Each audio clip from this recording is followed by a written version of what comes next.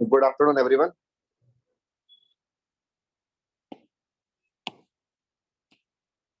Good afternoon, sir.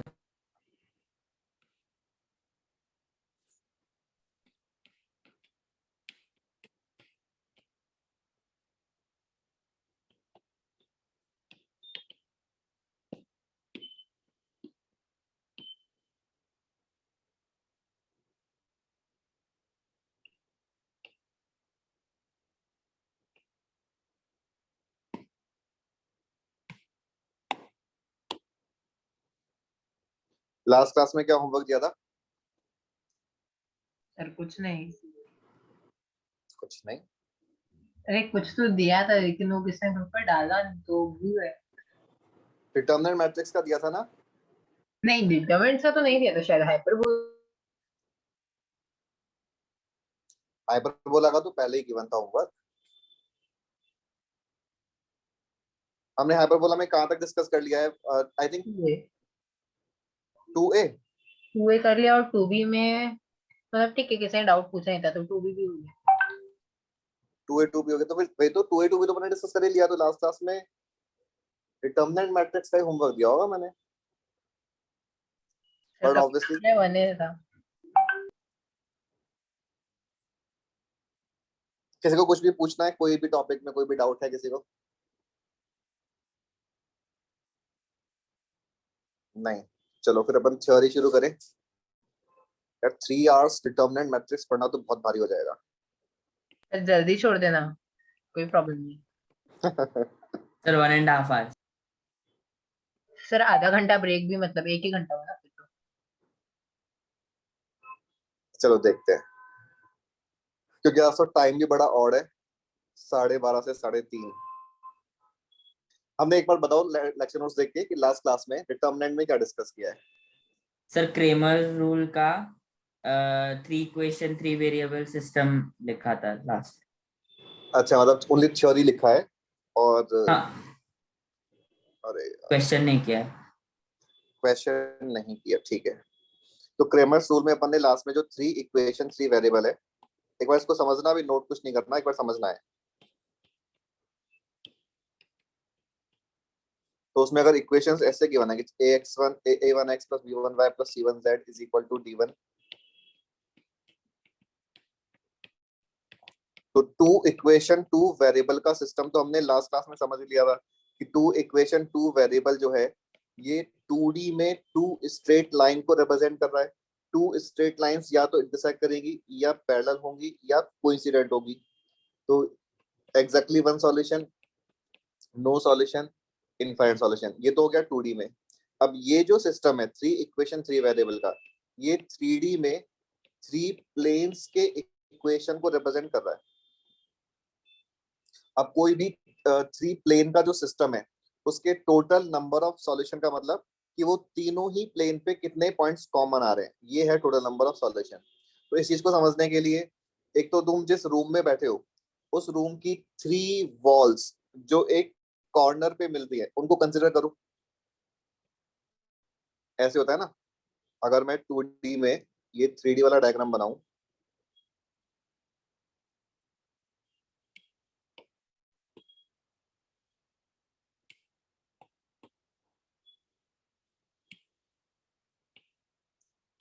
तो देखो ये जो कॉर्नर है, इस वाले कॉर्नर से एक तो ये वाला प्लेन पास कर रहा है, एक ये वाला प्लेन पास कर रहा है और एक ये वाला प्लेन पास कर रहा है। तो ये 3 वॉल समझ आ गई। ये तीनों प्लेन एग्जैक्टली एक कॉमन पॉइंट पे इंटरसेक्ट कर रहे हैं। दैट मींस 3D का ये वाला सिस्टम का या तो एक यूनिक सॉल्यूशन हो सकता है, ठीक है। अब हम अगर इस वाले सिस्टम में एक प्लेन तो ये वाला ले लें,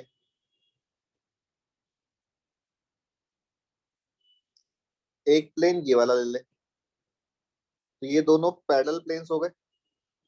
और एक थर्ड प्लेन कोई भी ले लो, कहीं भी कैसे भी ले लो। अगर मैं उस चीज को ऐसे बनाऊं कि यहाँ लो ये 2 प्लेन है जो भी इस वाले मतलब इस तरह से है, तो ये दोनों तो पैरेलल प्लेन्स हो गए।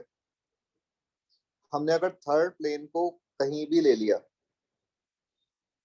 तो इन तीनों प्लेन में कोई भी कॉमन पॉइंट नहीं आ सकता कि जो तीनों में लाई कर रहा है।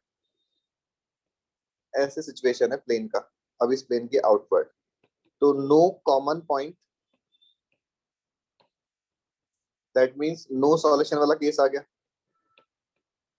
यहां तक समझ आ रहा है? थर्ड सिचुएशन कि एक प्लेन ये है, एक प्लेन ये है, और एक प्लेन ये है। ये तीनों प्लेन समझ आए क्या? Yes sir. ये तीनों प्लेन इस कॉमन लाइन से पास कर रहे हैं। Yes sir. That means in this case, this system has infinite solutions. तो हमने जो पहले क्रेमर रूल में टू इक्वेशन टू वेरिएबल के लिए बोला था कि कोई भी सिस्टम का या तो वन सॉल्यूशन या नो सॉल्यूशन या इनफाइनाइट सॉल्यूशन है, वो सेम चीज अभी भी एप्लीकेबल है कि अगर कोई थ्री वेरिएबल थ्री इक्वेशन का सिस्टम है तो उसका भी या तो वन सॉल्यूशन होगा या फिर नो सॉल्यूशन होगा या फिर इनफाइनाइट सॉल्यूशंस होंगे। कभी भी ऐसा पॉसिबल नहीं है कि इस टाइप का कोई system has exactly two solutions या exactly five solutions, either one solution और जीरो सॉल्यूशन और इनफाइनाइट सॉल्यूशन।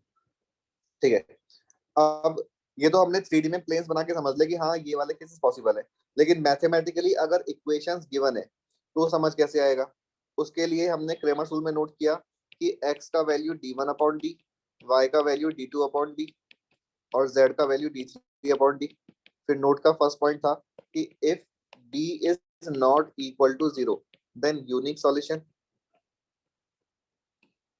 तो वो तो ये वाला केस है जब इस कॉर्नर से सारे प्लेन पास कर रहे हैं। If d is equal to 0 and at least one of d1, d2 और d3 is not equal to 0, then no solution। ये दिखा अपन ने। तो अगर d 0 है और at least one of d1, d2, d3 is not equal to 0, समझने के लिए बहुत सिंपल सा केस देखो, 2x plus 3y plus 4z equals to 5, 2x plus 3y plus 4z equals to 6, 2x plus 3y plus 4z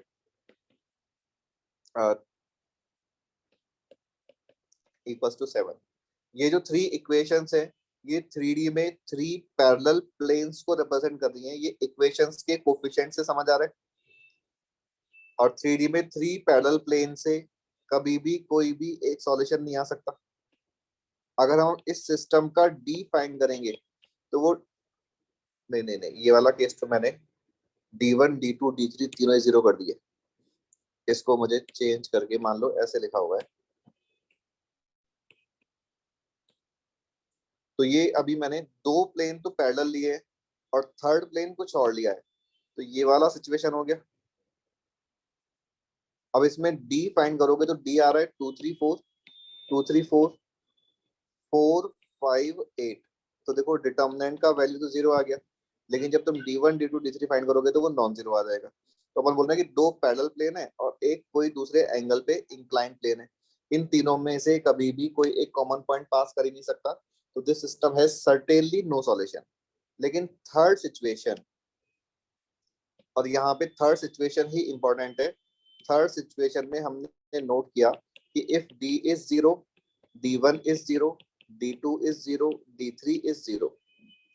इस case में unlike two variable two equation system, इस case में हम बोलते हैं आइदर इनफाइनाइट सॉल्यूशंस और no solution. अगर सारा ही d1, d2, d3 सब कुछ जीरो है तो अभी इनफाइनाइट सॉल्यूशंस भी हो सकते हैं और नो सॉल्यूशन भी हो सकता है। ये हमें अभी फर्दर चेक करना पड़ेगा।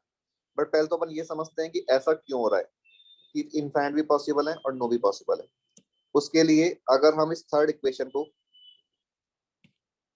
2x plus 3y plus 4z is equal to 7 ले ले, तो अभी ये तीनों की तीनों प्लेन जो है वो पैरेलल और डिस्टिंक्ट प्लेन हो गए। अभी जब तुम मैथमेटिकली चेक करोगे ना तो d1, d2 और d3 सारे जीरो आ जाएंगे। और देखो वो डायरेक्टली बिना पेन चलाए भी समझ आता है।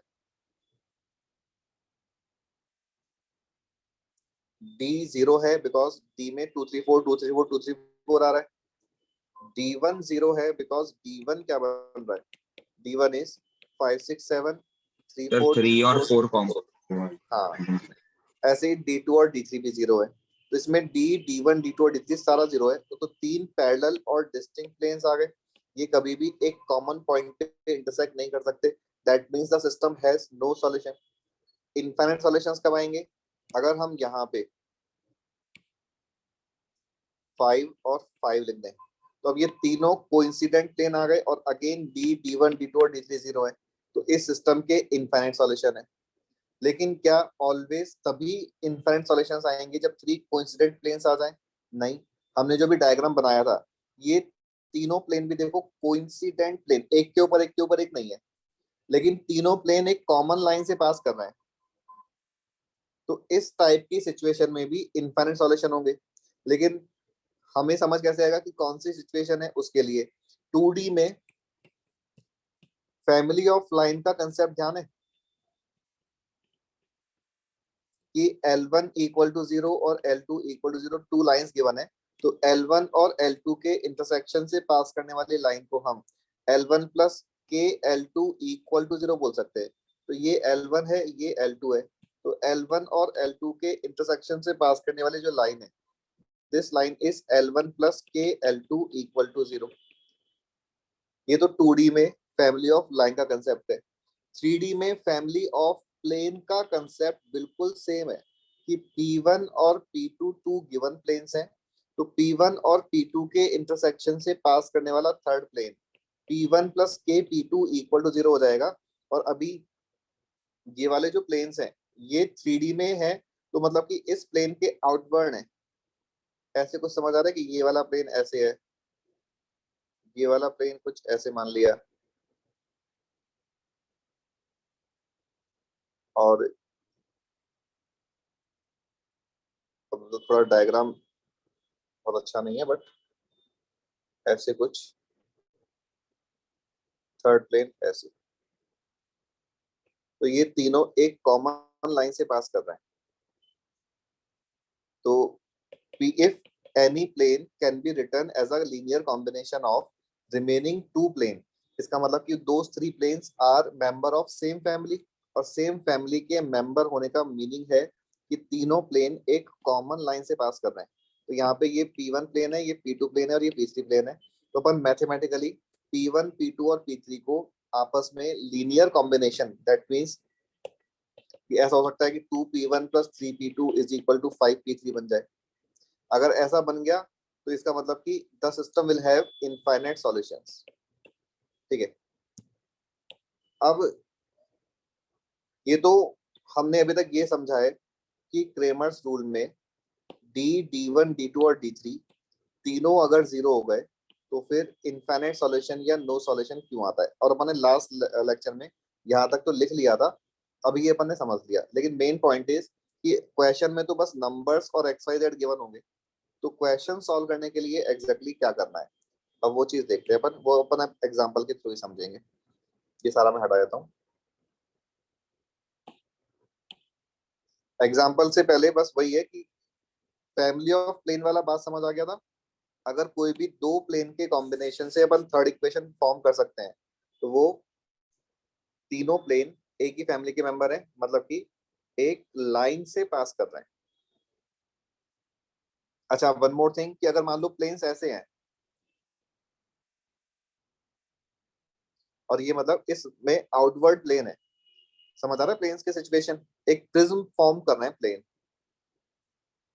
तो इस सिस्टम के कितने सॉल्यूशंस होंगे, नंबर ऑफ सॉल्यूशंस कितने आ रहे हैं इस सिस्टम में, 1 0 या इनफाइनाइट?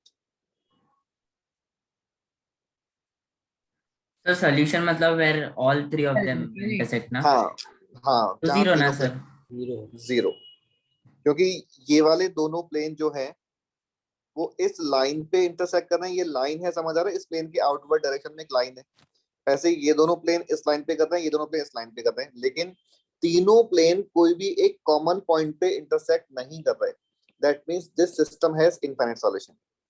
ठीक है, अब हमने क्या किया, इसी सिस्टम में ये वाला जो प्लेन है, ये वाला जो प्लेन है, इस प्लेन को मूव करके यहाँ पे रख दिया, यानी कि हम पैरेलली शिफ्ट कर रहे हैं, पैरेलली शिफ्ट करने का मतलब कि हम ओनली कांस्टेंट टर्म को चेंज करेंगे, तो मीनिंग कि 2x plus 3y plus 4z is equal to 5, अगर ये वाला प्लेन पहले था तो इसको हमने 2x plus 3y plus 4z is equal to 8 types बना दिया।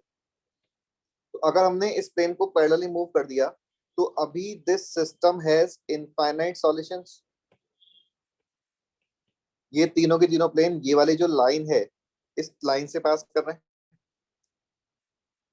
इस चीज को हम अभी क्वेश्चन सॉल्विंग में यूज करेंगे, और कैसे करेंगे उसके लिए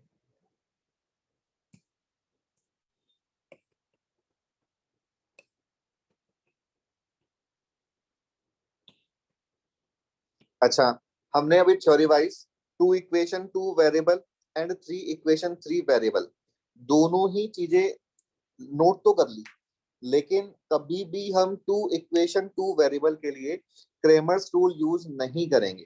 क्यों? बिकॉज 2 इक्वेशन 2 वेरिएबल का सिस्टम तो वैसे ही सॉल्व करने में सिंपल है, हम क्रेमर्स रूल की अलग अलग कंडीशंस क्यों लगाएं? तो 2 वेरिएबल 2 इक्वेशन का सिस्टम तो आपस में सॉल्व करके एक्स वाई फाइंड कर लेंगे और वैसे ही समझ आ जाएगा। जैसे क्वेश्चन ने बोला कि 2x plus 3y is equal to 5 और 2x plus 3y is equal to 8, इस सिस्टम के नंबर ऑफ सॉल्यूशंस कितने हैं? तो आंसर 0 समझ आ रहा है डायरेक्टली बिना पेन चलाए? हाँ सर, पैरेलल है। पैरेलल है। 2x plus 3y is equal to 5 and x plus 2 x plus ky is equal to 7. Find value of k for which this system has exactly one solution. Exactly one solution के लिए in line को कैसे बनाना है? Intersecting. तो intersecting lines बनाने की condition क्या होती है कि स्लोप्स इक्वल स्लोप नहीं होने इक्वल नहीं चाहिए। होते। तो यहाँ से आ जाएगा 2/1 is not equal to 3/k, तो k का वैल्यू नॉट इक्वल टू 3/2 आ रहा है, तो k का answer k belongs to r except 3/2 हो गया। तो अगर 2 वेरिएबल का सिस्टम है तब तो हम ऑलवेज लाइंस की हेल्प से सॉल्व कर लेंगे, क्रेमर्स रूल को तो लगाने का कोई जरूरत ही नहीं है। लेकिन अगर 3 वेरिएबल का सिस्टम है तो सिंस 3 वेरिएबल 3 इक्वेशंस को सॉल्व करना थोड़ा सा मुश्किल होता है, तो हम क्रेमर्स रूल का यूज करेंगे। लेकिन अगर हम क्रेमर्स रूल में देखें तो जो हमने लास्ट थर्ड पॉइंट लिखा है उसमें हमने बोला है कि D0 D1 0 D2 0 D3 0 then either infinite solution और नो सॉल्यूशन। तो क्रेमर्स रूल बहुत ज्यादा लेंथी हो गया, क्योंकि हमें D1 D2 D3 4 डिटर्मिनेंट्स को सॉल्व करना पड़ेगा, और ये चारों डिटर्मिनेंट थर्ड ऑर्डर के हैं तो इसमें टाइम लगेगा।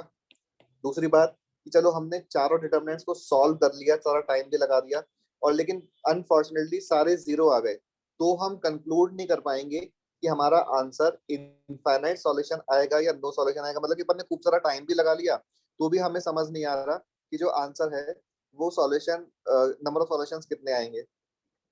तो हम एग्जैक्टली अब क्वेश्चन सॉल्विंग में क्या करेंगे ये समझना है।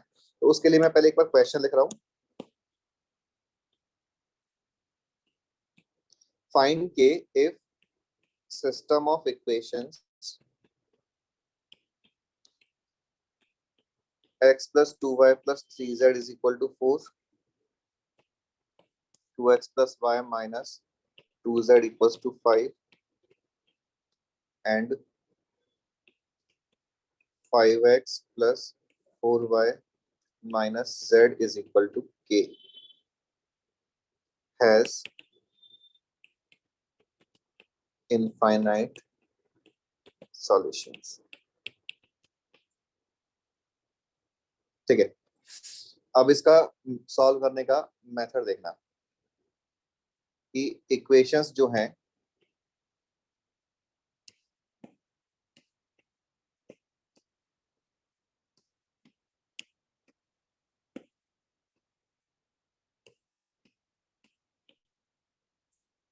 ये मैंने तीनों एक साथ लिखी इसलिए बिकॉज एक साथ लिखने में थोड़ा सा विजुलाइज जल्दी होता है कि ये जो 3 इक्वेशंस हैं इनमें से देखो कि कोई भी 2 इक्वेशन के कोई कॉम्बिनेशन से थर्ड इक्वेशन बन सकती है। कॉम्बिनेशन का मतलब कि some number into first equation plus some other number into second equation equal to some number equal to third equation, ऐसे बन जाए। तो ये चीज पहले हिट एंड ट्रायल से सोचना है कि ऐसा बन सकता है क्या। बताओ अगर बन रहा है तो। सर पर 1 अगर + 2 × 2 1 into 1 plus 2 into 2 मतलब वैसे। वापस से बोलना क्या? सर 2 को 2 से मल्टीप्लाई करते और फिर ऐड कर देते तो बन जाएगा। हाँ, that means equation number 1 plus double of equation number 2। अगर हम ये लिखेंगे तो ये 5x + 4y - z is equal to 14 बन गया। यहाँ तक समझ आ गया? अब अगर अभी हमने थर्ड को अभी तक यूज नहीं किया है, तो अगर ये वाला पार्ट और ये वाला पार्ट मैच कर रहा है और हमें इनफाइनाइट सॉल्यूशन चाहिए, that means we are saying that k must be 14 infinite solution के लिए। ये इस क्वेश्चन का सॉल्यूशन हो गया। हमने कहीं भी क्रेमर्स रूल यूज नहीं किया, लेकिन इसका मतलब ये बिल्कुल नहीं है कि क्रेमर्स रूल यूज करने की कभी जरूरत ही नहीं पड़ेगी। लेकिन हमें कहा कि फर्स्ट पॉइंट क्वेश्चन सॉल्व करने का ऑब्जर्वेशन, कि ऑब्जर्वेशन से अगर ये समझ आ गया कि कोई भी 2 इक्वेशन के कॉम्बिनेशन से थर्ड इक्वेशन बन रहा है, तो फिर हम उस मेथड से सॉल्व कर लेंगे, बिकॉज इस मेथड में सबसे कम कैलकुलेशन होगी। लेकिन इस मेथड के साथ प्रॉब्लम ये है कि ऑब्जर्वेशन हमेशा अपन लगा लें, ये जरूरी नहीं है। तो अगर ये समझ आ गया तो वेल एंड गुड, समझ नहीं आया तो अपन आगे बताएंगे क्या करेंगे। बट अभी इस सिचुएशन में इनफाइनाइट सॉल्यूशंस के लिए k का आंसर 14 आ गया। अब इसका एक्सप्लेनेशन कि ऐसा क्यों हो रहा है, कि हमने अभी बोला ही था कि अगर p1 + 2p2 = p3 है, तो इसका मतलब कि p1 और p2 से जो फैमिली ऑफ प्लेन बनेगा, उसी लाइन से ये थर्ड वाला प्लेन पास कर रहा होगा। तो ये तीनों प्लेन एक कॉमन लाइन से पास कर रहे हैं। मैं इस चीज को अगर 2D में बनाऊं तो एक प्लेन ये है, एक प्लेन ये है, और थर्ड प्लेन ये बन रहा है, और जो लाइन है वो इस प्लेन के आउटवर्ड डायरेक्शन में है। कॉमन लाइन से पास कर रहे हैं, मतलब कि उस लाइन पे लाई करने वाले सारे पॉइंट कॉमन पॉइंट्स हो गए, और एक लाइन पे इनफाइनाइट पॉइंट्स लाई करते हैं। Therefore this system has infinite solution. अब तुम लोग मुझे बताओ कि अगर क्वेश्चन ने इनफाइनाइट की जगह नो सॉल्यूशन पूछा होता तो k का आंसर क्या आता? r - 14 r Sir, null. Accept 14। अगर हमने k को 14 की जगह कुछ भी रख दिया, इसका मतलब कि हमने इस वाले प्लेन को शिफ्ट करके यहां रख दिया। k चेंज कर रहे हैं, मतलब कि कांस्टेंट चेंज कर रहे हैं, तो प्लेन पैरेलली मूव करेगा। और अगर प्लेन पैरेलली मूव कर गया तो इस सिस्टम में कोई भी कॉमन पॉइंट नहीं आ रहा। तो अगर क्वेश्चन ने नो सॉल्यूशन भी बोला होता तो भी हम अपना आंसर इसी मेथड से बता सकते हैं।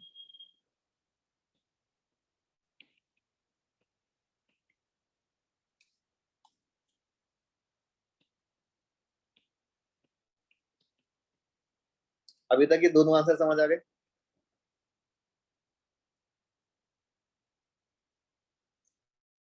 अब अगर मान लो ऑब्जर्वेशन से हमें ये नहीं समझ आता कि क्या इक्वेशन नंबर 1 इक्वेशन नंबर 2 को किससे मल्टीप्लाई करें, क्या करें, तो हम ऐसा कर सकते हैं कि हमने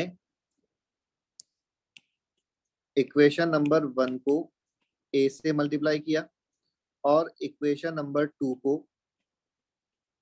b से मल्टीप्लाई किया, और फिर करस्पॉन्डिंग कोफिशिएंट्स को कंपेयर कर लिया। तो देखना x के कोफिशिएंट्स को मैं कंपेयर कर रहा हूं, तो ये a + 2b = 5 और 2a + b = 4। ओनली x और y के कोफिशिएंट को मैंने कंपेयर किया। 2 इक्वेशन 2 वेरिएबल सॉल्व करना तो बड़ा सिंपल होता है।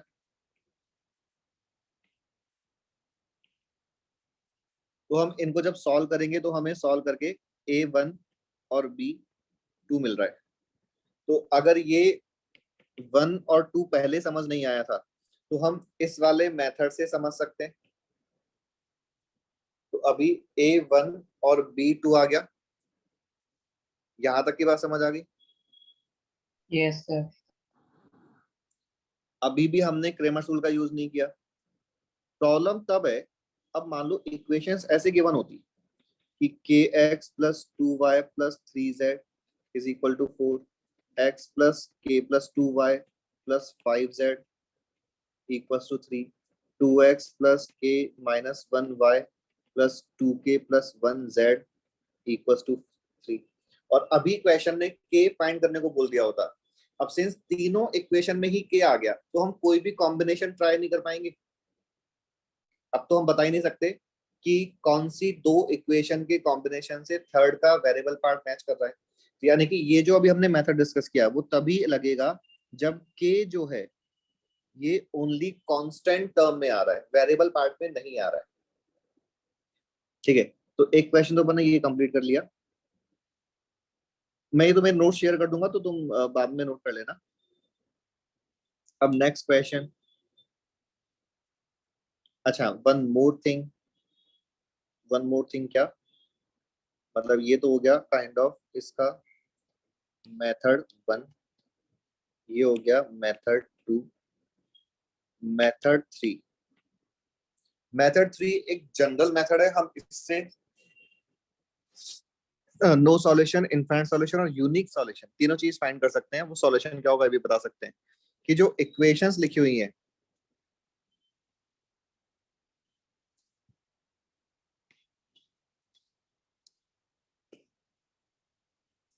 इन इक्वेशंस में से हमने क्या किया, इन दोनों इक्वेशन को लिया और कुछ z को t मान लिया। तो ये वाली दोनों इक्वेशन अब बन जाएंगी x plus 2y is equal to 4 minus 3t and 2x plus y is equal to 5 plus 2t। अब इस सिस्टम को टू इक्वेशन टू वेरिएबल की तरह सॉल्व कर लो।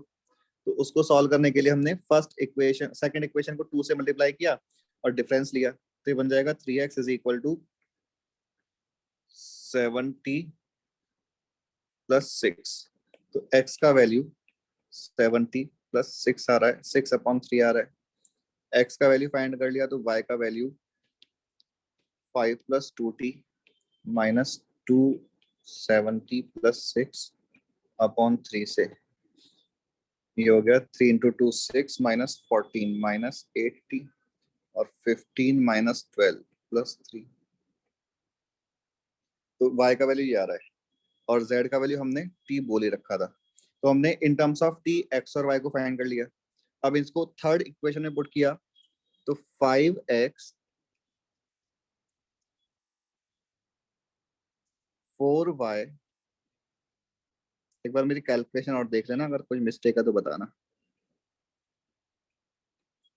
थर्ड इक्वेशन ये है, इसको सिंप्लीफाई किया तो 35 माइनस 32 माइनस 3t। देखो जब एलसीएम लिया लेफ्ट साइड में तो सारा के सारा t कैंसिल हो रहा है, कांस्टेंट जो है वो आ रहा है 30 प्लस 12 42, कांस्टेंट आ रहा है 42। सर उधर -3 रहना चाहिए y के अंदर, -80 -3। Okay, right right right. Plus 3 आ रहा है, हाँ।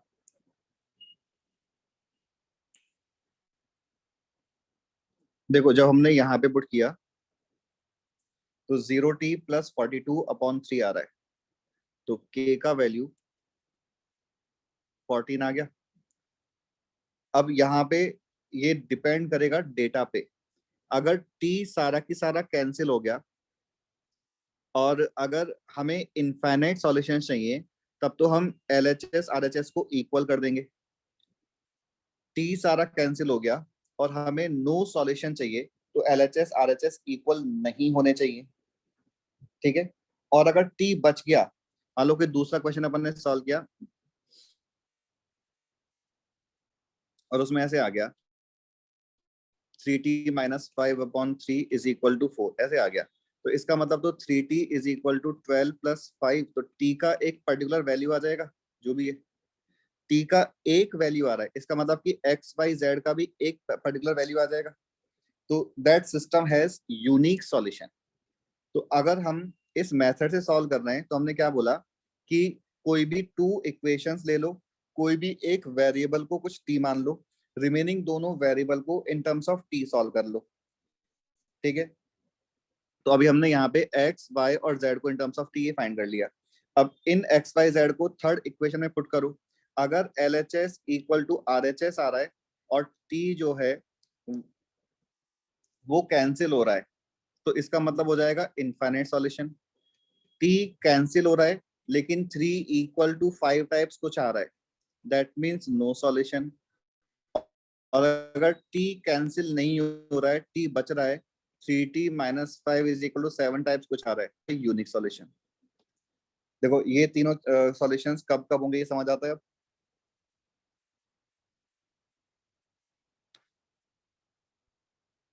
तो ये तो केस 1 हो गया, मतलब टाइप ऑफ क्वेश्चन 1 हो गया, जब सारा वेरिएबल पार्ट गिवन नंबर्स के टर्म में है, कुछ भी उसमें k नहीं है।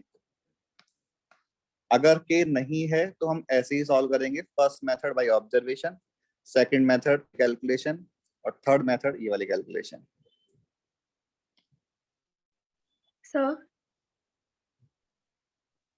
सर आप सेकंड मेथड हाँ। आप समझा सकते हो?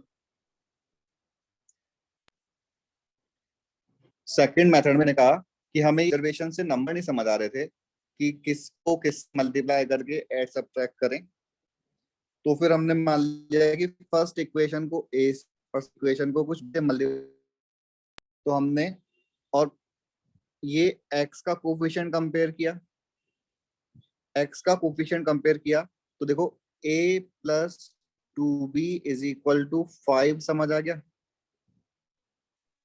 Yes sir. Corresponding coefficients. y का लिखा 2a b इक्वल्स टू 4 आ जाएगा। इन दोनों से हमने a और b फाइंड कर लिया, दोनों से जो a और b आया उन कर लिया कि कोफिशिएंट ऑफ z मैच कर रहा है कि नहीं कर रहा है। अगर कोफिशिएंट ऑफ z मैच नहीं करेगा, that means certainly that system is unique solution, zero नहीं होगा। और अगर कोफिशिएंट ऑफ z मैच कर गया तो या तो इनफाइनाइट सॉल्यूशन हो, नो सॉल्यूशन होगा। कोफिशिएंट के बाद अगर कौन सी रिलेशन से मैच कर रहा है तो इन सॉल्यूशन, और अगर कांस्टेंट मैच नहीं कर रहा है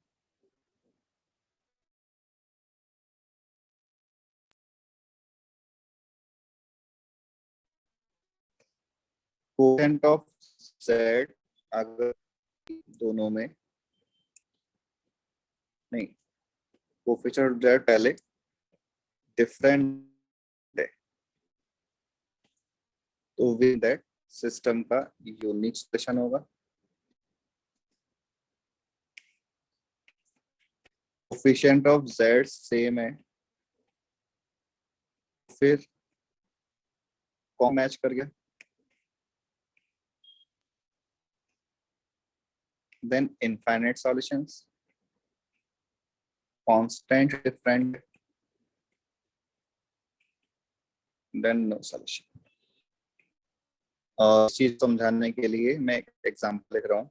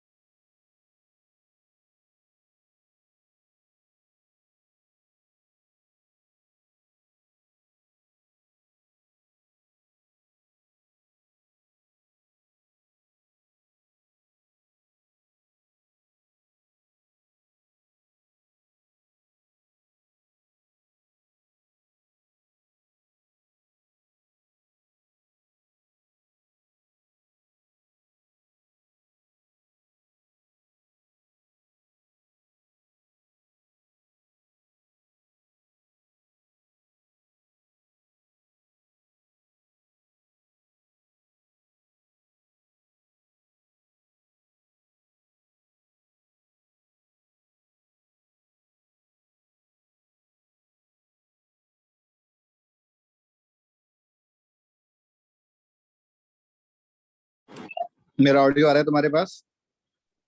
हाँ सर।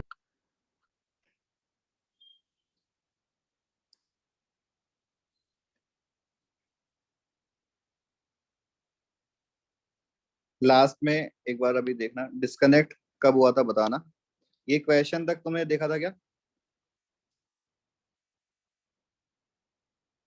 नहीं सर, हमने क्वेश्चन नहीं देखा। हाँ सर, ओके, ये तो अभी अपन आप ये के लिख रहे थे। ओके, तो हमने कहा था कि कोफिशिएंट ऑफ जेड, अगर मतलब ये जो एबीसी वाला मेथड है, इसमें अपन ने ओनली ये रहा, इसमें अपन ने ओनली एक्स और वाई के कोफिशिएंट को कंपेयर किया, तो उनसे फिर ए और बी का वैल्यू आ गया। फिर हम कोफिशिएंट ऑफ जेड को चेक करेंगे कि वो मैच कर रहा है कि नहीं कर रहा। तो डिफरेंट सिचुएशंस क्या क्या हो सकती हैं कि कोफिशिएंट ऑफ जेड मैच नहीं कर रहा, इसका मतलब तो यूनिक सॉल्यूशन हो जाएगा। कोफिशिएंट ऑफ जेड भी मैच कर गया सेम रिलेशन के अकॉर्डिंग, तो फिर अपन उसके बाद कांस्टेंट चेक करेंगे। अगर कांस्टेंट भी मैच कर रहा है तो इनफाइनाइट सॉल्यूशन, कांस्टेंट डिफरेंट आ रहा है तो नो सॉल्यूशन। ठीक है, अब एक बार तुम लोग इस वाले इक्वेशन में, इस सिस्टम में देखो, पहले तो भाई ऑब्जर्वेशन ट्राई करो कि कोई भी दो इक्वेशन के कॉम्बिनेशन से थर्ड बन रहा है क्या।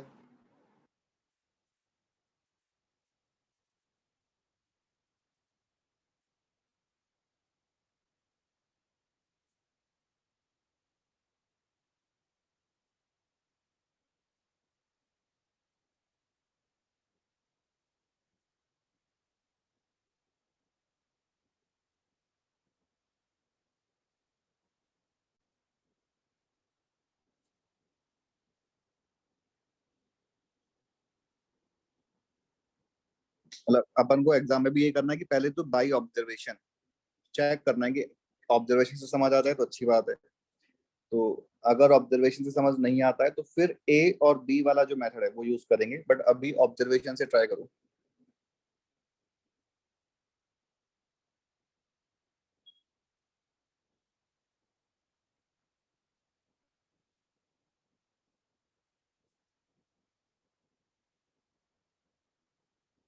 नहीं आया किसी को समझ?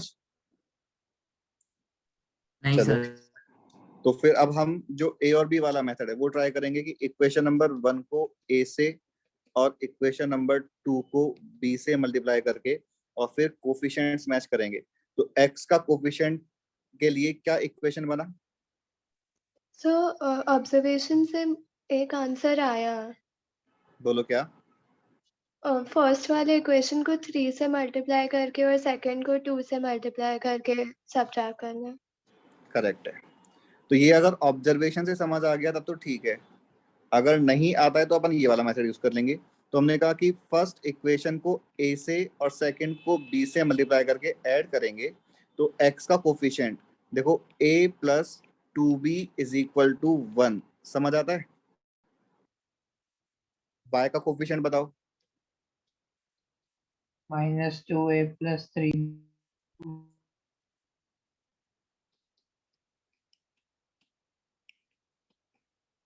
इन दोनों को जब सॉल्व करोगे तो ए का वैल्यू 3 और बी का वैल्यू -2 आ जाएगा, और ये चीज या तो ऑब्जर्वेशन से आ जाए या फिर कैलकुलेशन से आ जाए। अब हमने कहा कि ए और बी तो 3 और -2 आ गया, अब हम जेड का कोफिशिएंट चेक करेंगे। जेड का कोफिशिएंट चेक किया तो ये 4a plus B equal to -10 बनना चाहिए। अगर -10 बन गया तो मतलब कि मैच कर गया, तो 4a प्लस बी का मतलब हो गया 4 × 3।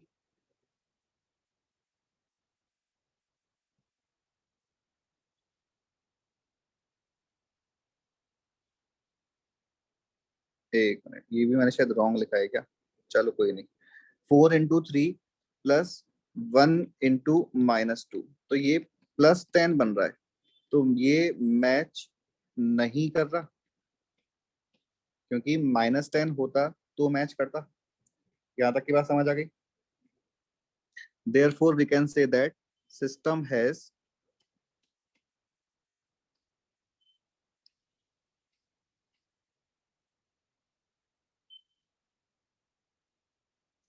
वन मिनट, ये रॉन्ग बोला है। सर एक्स का कोएफिशिएंट उससे वो नहीं हो रहा ना। ये आंसर जो है वो -3 और +2 आ रहे हैं।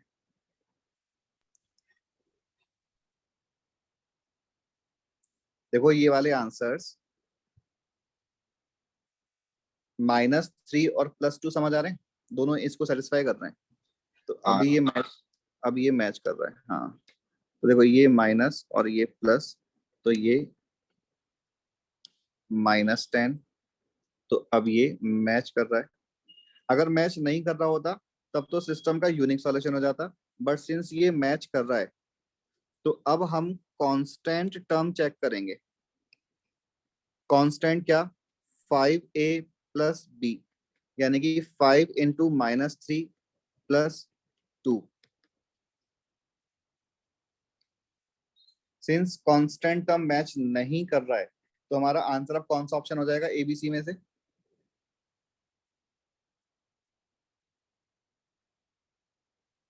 सर कांस्टेंट चेंजिंग हो रहा है मतलब, तो नो सॉल्यूशन आएगा ना। बी हुआ ना। No solution.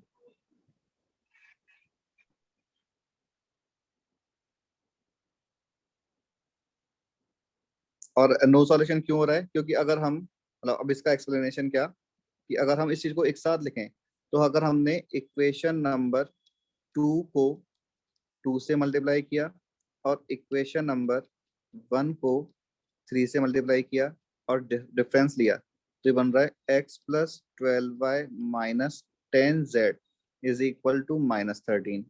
और जो थर्ड इक्वेशन है, ये क्वेश्चन ने बोल रखा है कि x+12y - 10z = 7। ये दोनों सिचुएशंस एक साथ तो पॉसिबल ही नहीं है, सेम एक्सप्रेशन का वैल्यू -13 और 7 दोनों आ जाए, ऐसा पॉसिबल ही नहीं है। That means the system has no solution.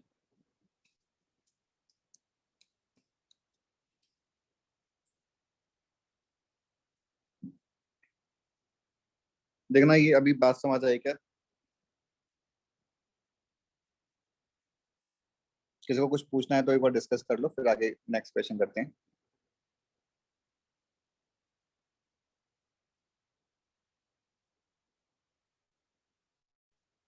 Clear है? Yes sir clear. अब नेक्स्ट सिचुएशन, कि अगर जो अननोन है जैसे लैम्डा या कुछ भी है, ये अगर कोफिशिएंट्स में ही लिखा हो, मतलब एक्स वाई जेड के जो कोफिशिएंट्स हैं उनमें ही लिखा हुआ है, तो फिर क्या करेंगे उसके लिए? सर तो फिर जो बचे दो है उनका कंपेयर करके।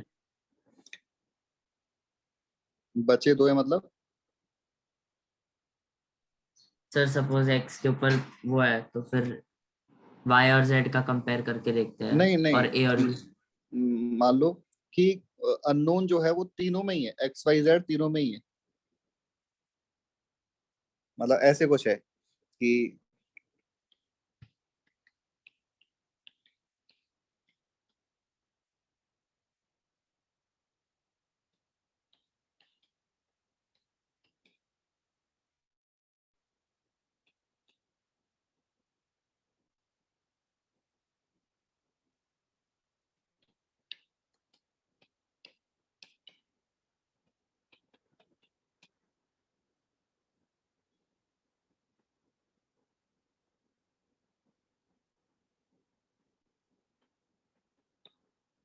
सर यहाँ पे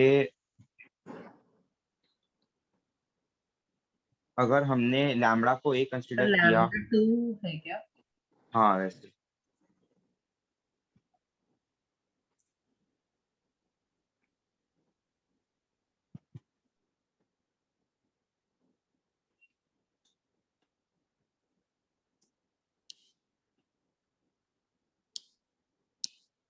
ऑल्दो अभी थोड़ी कैलकुलेशन लेंदी हो जाएगी। देखो लैम्डा 2 तो तुम्हारा सिर्फ एक ही आंसर आ रहा है वो ऑब्जर्वेशन से, लेकिन जब तुम डिटर्मिनेंट को सॉल्व करोगे तो लैम्डा के 3 आंसर्स आएंगे, तो क्यूबिक सॉल्व करना पड़ेगा।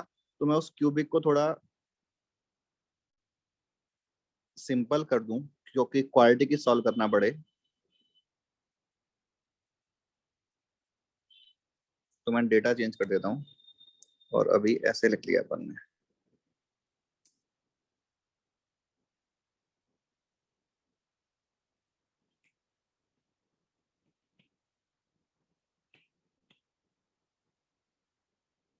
अब क्वेश्चन है first part, if the system has infinite solutions, second part no solution, third part unique solution.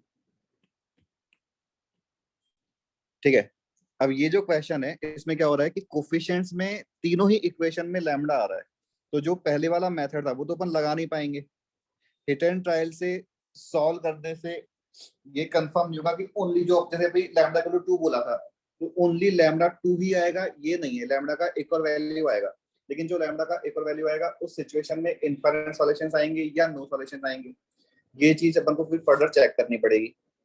तो ऐसे क्वेश्चंस को सॉल्व करने का मेथड क्या कि हम सबसे पहले क्रेमर्स रूल के अकॉर्डिंग डी यानी कि डिटरमिनेंट तो फाइंड करेंगे।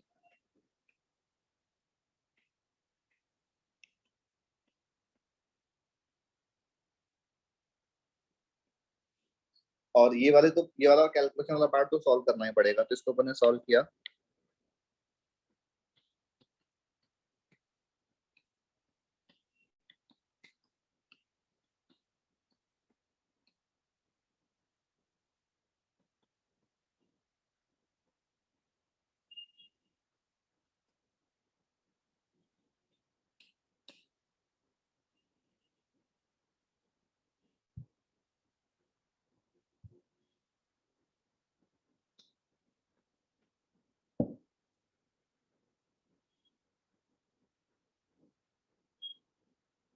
मेरी कैलकुलेशन कहाँ गलत है? सर +2 -1। ओके, बट अब भी रॉन्ग है, लैम्डा का आंसर तो 2 आना चाहिए था ना।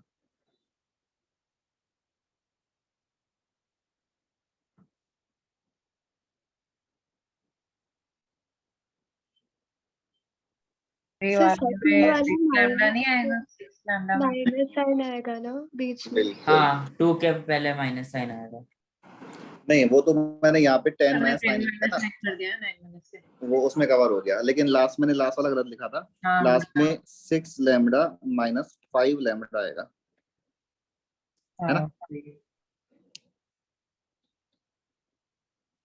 तो ये आ रहा है minus lambda lambda square minus lambda -2। ठीक है, अगर हमें यूनिक सॉल्यूशन चाहिए थर्ड पार्ट,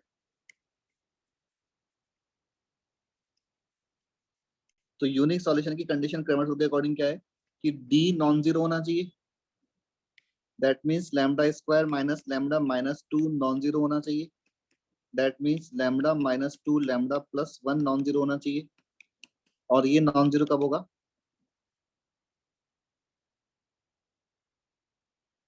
बोलो लैम्डा का आंसर क्या R लिखा?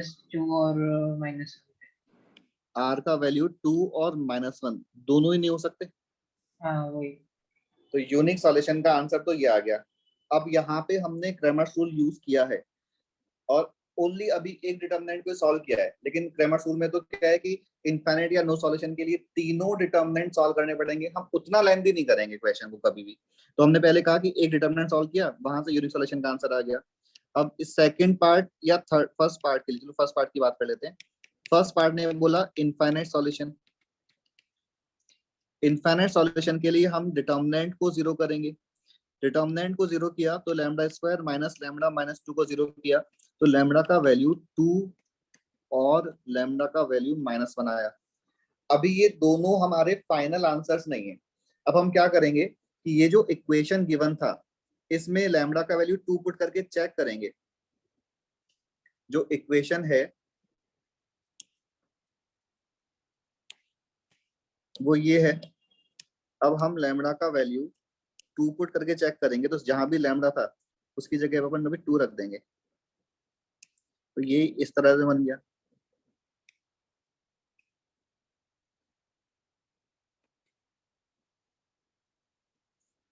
अब देखो इन दोनों को ऐड करने से ये इक्वेशन एग्जैक्टली मैच कर रहा है।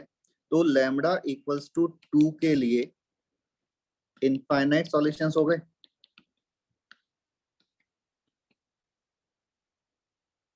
अब लैम्डा इक्वल्स टू -1 चेक करेंगे। 1 मिनट के लिए होल्ड करना, मैं भी 1 मिनट में आता हूँ।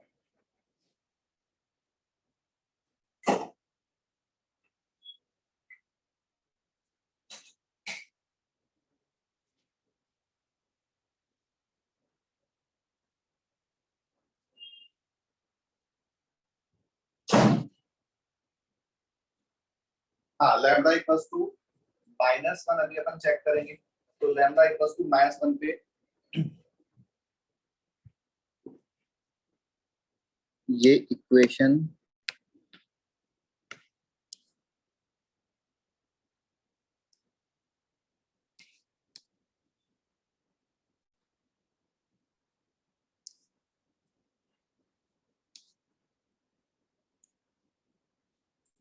और जो नंबर है ये वाला नंबर अभी हो गया -5 + 2 यानी कि -3। अब देखो कि कोई भी दो इक्वेशन के कॉम्बिनेशन से थर्ड मैच कर रहा है कि नहीं कर रहा।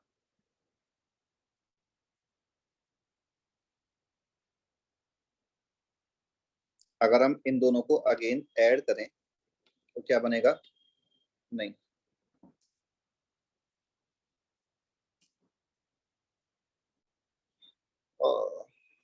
लैम्डा इक्वल्स टू -1 में 3 और -2 यानी कि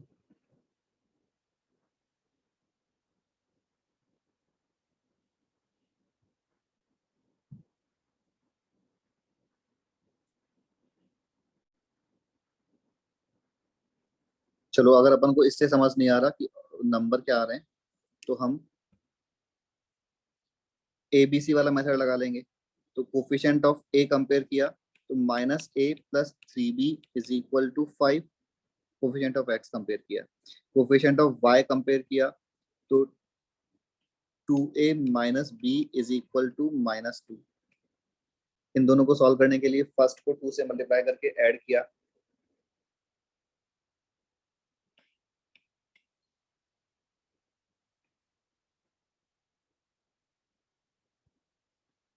तो B का वैल्यू 8/5 आ रहा है यस सर। और B का वैल्यू 8/5 पुट किया तो A का वैल्यू क्या आ रहा है,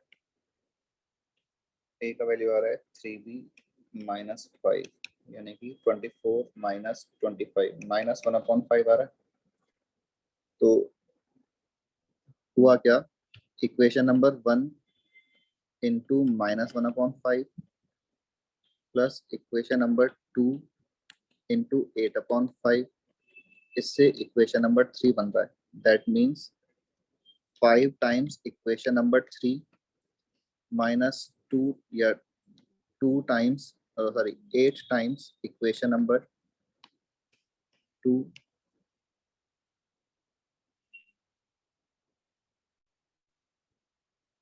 -1 टाइम इक्वेशन नंबर 1।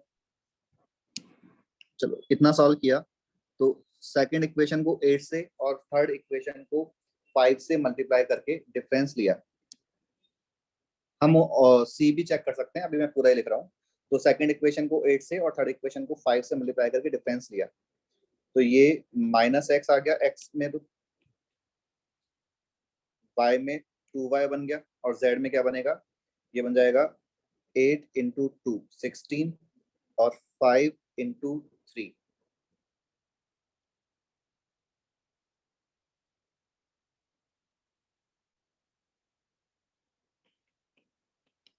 7 × 8 56 और -3 × -5 56 और 15 कुछ बड़ा ही नंबर हो गया 56 हाँ मतलब नो 76। सॉल्यूशन होगा।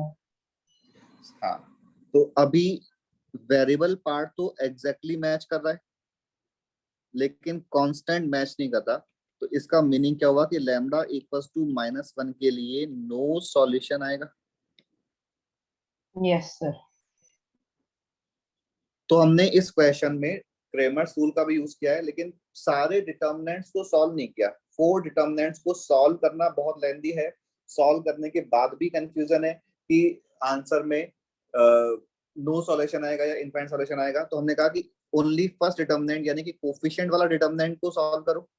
वो अगर नॉन जीरो है तो कंफर्म है कि यूनिक सॉल्यूशन आएगा, वो अगर जीरो है तो या तो इनफाइनाइट सॉल्यूशन आएगा या नो सॉल्यूशन आएगा। तो हमने जीरो करके लैम्डा का वैल्यू फाइंड कर लिया। जीरो करके लैम्डा का वैल्यू फाइंड किया तो लैम्डा इक्वल टू 2 के लिए तो तीनों इक्वेशन का कॉम्बिनेशन एग्जैक्टली मैच कर गया था with constant. That means infinite solution आ गए। लैम्डा इक्वल्स टू -1 के लिए ओनली वेरिएबल पार्ट ही मैच कर रहा है और कांस्टेंट मैच नहीं कर रहा। मतलब कि लैम्डा इक्वल टू -1 के लिए नो सॉल्यूशन आ जाएगा। तो अभी ये तीनों पार्ट समझ आए क्वेश्चन के। Yes sir. अभी तो ये वाला क्वेश्चन जो है थोड़ा कैलकुलेशन वाइज, मतलब क्वेश्चन जेई वाला ऐसे कभी तीनों केस नहीं पूछेगा। तो क्वेश्चन ने मान लो ये पूछा होता कि find value of lambda for which this system has no solution, तो अपन ओनली थर्ड वाला पार्ट सॉल्व कर लेते। यस अब जैसे अब मैं तुम्हें एक क्वेश्चन दे रहा हूँ, अब ये क्वेश्चन तुम्हें ट्राई करना है।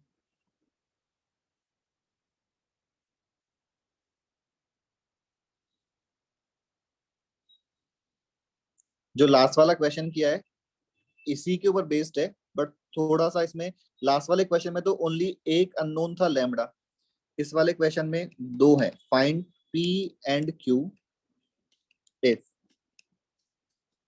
System 2x plus py plus 6z is equal to 8, x plus 2y plus qz is equal to 5, x plus y plus 3z is equal to 4। और वही थ्री क्वेश्चन है। If this system has unique solution, second question, if this system has infinite solutions, and third question, this system has no solution।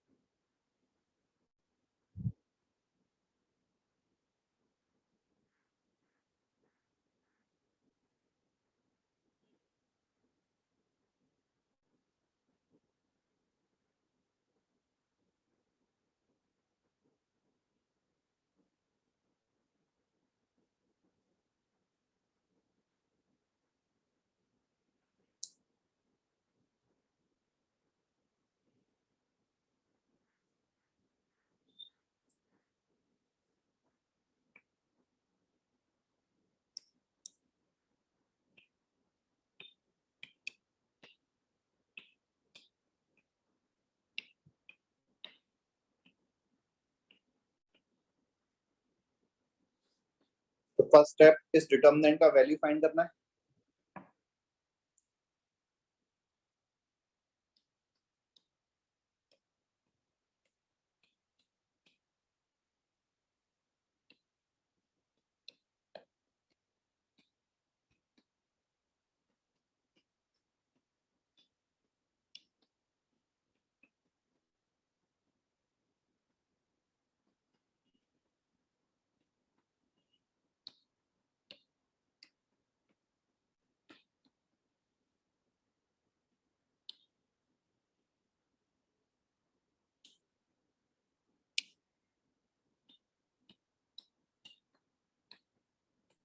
ठीक है ना, जो determinant का expression जो आ रहा है वो फैक्टराइज हो रहा है और p -2 और q -3 इसके फैक्टर्स बन रहे हैं।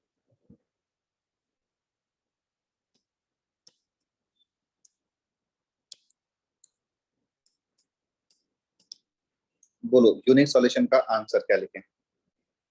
Sir real r minus minus 2 and 3। 3।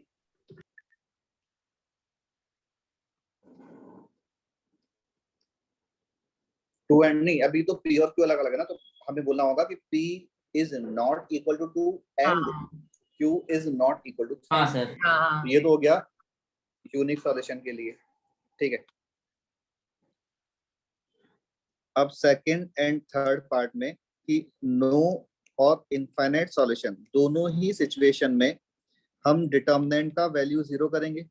Determinant 0 करने से p का वैल्यू 2 और q का वैल्यू 3 मिलेगा। अब यहाँ पे और वर्ड है, तो हम अब इसको फर्दर एनालाइज करेंगे कि p इक्वल टू 2 पे क्या हो रहा है। तो p इक्वल टू 2 जब इस इक्वेशन में पुट किया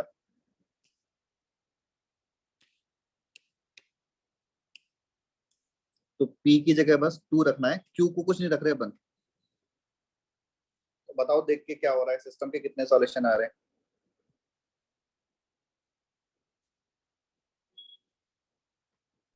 नो जो भी है कैसे। सर D0 नहीं नहीं नहीं, अब हमें डिटर्मिनेंट को फर्दर यूज ही नहीं करना है, अब तो ऑब्जर्वेशन का क्वेश्चन है ये तीनों इक्वेशन के कॉम्बिनेशन को देखो, कोई भी 2 से थर्ड बन रहा है कि नहीं बन रहा। सर B0 करना पड़ेगा तो ही बने, मतलब y का हाँ बिल्कुल y बिल्कुल। तो इसका मतलब कि इक्वेशन नंबर 1 और इक्वेशन नंबर 3 एग्जैक्टली सेम बन रहे हैं। Yes, sir. तो इसका मतलब क्या हुआ कि ये प्लेन एक है, ये वाला प्लेन थर्ड प्लेन आ गया, और सेकंड प्लेन दिख ही रहा है कि इनके पैरेलल तो नहीं है, तो सेकंड प्लेन ऐसे कुछ हो जाएगा। अब इफेक्टिवली 2 ही प्लेन हुए, और 2 इंटरसेक्टिंग प्लेन हमेशा एक लाइन पे इंटरसेक्ट करेंगे। 3D में सोच के देखो, 2 प्लेन है, या कोई भी अपने रूम की वॉल्स देख लो, 2 वॉल्स अगर इंटरसेक्ट कर रही है तो एक लाइन पे इंटरसेक्ट कर रही है। यस सर तो P इक्वल टू 2 के लिए इनफाइनाइट सॉल्यूशंस आ गए, और हमने अब जब ये इनफाइनाइट सॉल्यूशन बोला है ना, तो Q पे कोई कंडीशन नहीं रखी, तो इसका मतलब कि Q बिलोंग्स टू तो R कुछ भी हो, अगर P 2 हो गया, Q का वैल्यू कुछ भी हो, हमेशा हमें इनफाइनाइट सॉल्यूशंस मिल जाएंगे। और वो क्यों हो रहा था कि हम ऐसे बोल रहे हैं कि first plane into 0 into second plane is equal to third plane बन रहा है, 2 times first plane plus 0 into second plane equals third plane बन रहा है। तो ये तीनों प्लेन सेम फैमिली के मेंबर्स हो गए, दैट मींस सिस्टम का 2 टाइम्स इनटू थर्ड प्लेन बन रहा है, मतलब P1 हाँ ओके ओके राइट, ऐसे लिखता हूं। तो 2 times third plane plus 0 into second plane equals to first plane बन रहा है, ठीक है। ये तो हो गया इनफाइनाइट सॉल्यूशन का आंसर।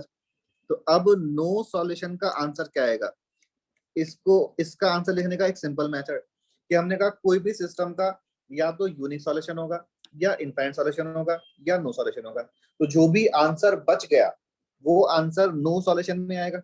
और आंसर बचा क्या, आंसर बचा कि Q का वैल्यू 3 एंड P का वैल्यू नॉट इक्वल टू 2, ये आंसर बचा। Yes sir.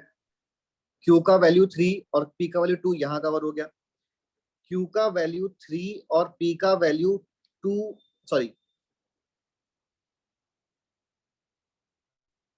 सर अगर दोनों यहाँ क्या होगा, यहाँ यहाँ यहाँ यहाँ कवर हो गया। क्या बोल रहे हो? अगर P भी 2 और Q भी 3 हो तो? 1 मिनट,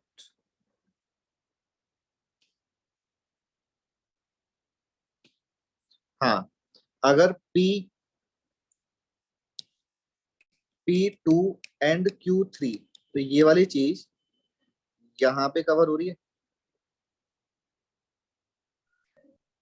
क्योंकि वो नो, अच्छा हाँ नो सॉल्यूशन है। इनफाइनाइट सॉल्यूशंस आ जाएंगे।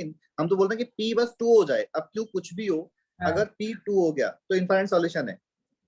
तो बचा आंसर क्या कि Q is equal to 3 and P is not equal to 2, इस केस में नो सॉल्यूशन है, ठीक है। अगर ये बचा हुआ आंसर समझ नहीं आ रहा और इस चीज को अपन नंबर्स की टर्म में समझें, तो जो इक्वेशन है वो ये थी, इसमें हम अब Q का वैल्यू 3 रख दें और P का वैल्यू 2 रख दें, तो देखो ये दोनों, सर P का वैल्यू 2 नहीं रखना था ना। P का वैल्यू 2 नहीं रखना है, ओके राइट। Q का वैल्यू 3 रख दें, तो देखो इन दोनों से ये जो फर्स्ट और थर्ड इक्वेशन है, हमने क्या किया, equation number 1 minus 2 times equation number 3, ये वाला कैलकुलेशन किया, तो P minus 2y is equal to 0 आ रहा है। समझ आ गया क्या? अगर इसकी पॉसिबिलिटीज क्या है, या तो P2 हो जाए या फिर y 0 हो जाए। अगर हम y को 0 मानते हैं तो जो सेकंड इक्वेशन है वो बन गई x plus 3z equal to 5, और थर्ड इक्वेशन y को 0 कब मानेंगे, मतलब एक बार देखना, तुमको यहां तक की बात समझ आ गई? अरे हाँ सर नहीं तो नहीं, बोलो। नहीं समझा। अगर वो हम लाइन ये 3 इक्वेशन तक समझ आ गया, हमने q की वैल्यू को 3 फिक्स कर लिया।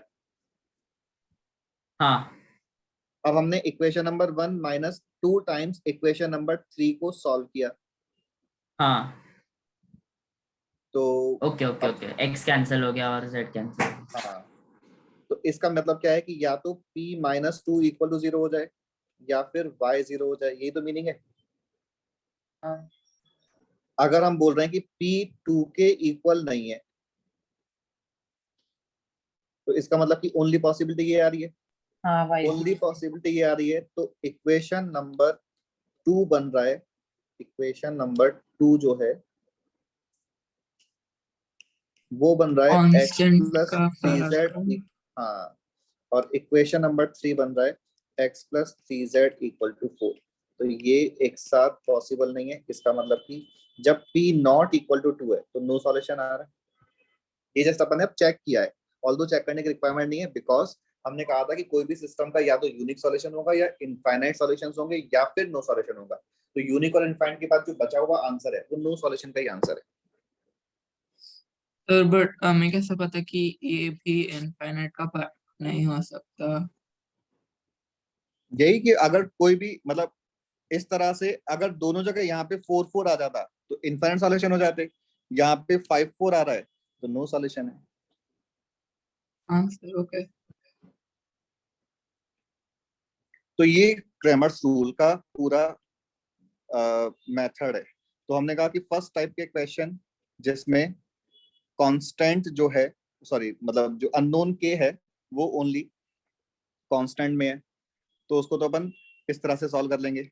सेकंड टाइप के क्वेश्चन कि अननोन जो है वो कोफिशिएंट्स में भी इन्वॉल्व है, तो फिर हमें डिटर्मिनेंट सॉल्व करना पड़ेगा, और कोफिशिएंट का डिटर्मिनेंट सॉल्व करने के बाद क्रैमर्स रूल के अकॉर्डिंग यूनिक सॉल्यूशन के लिए डी 0, और इनफाइनाइट या नो सॉल्यूशन के लिए, सॉरी यूनिक सॉल्यूशन के लिए डी नॉन जीरो, और इनफाइनाइट या नो सॉल्यूशन के लिए डी 0 करेंगे।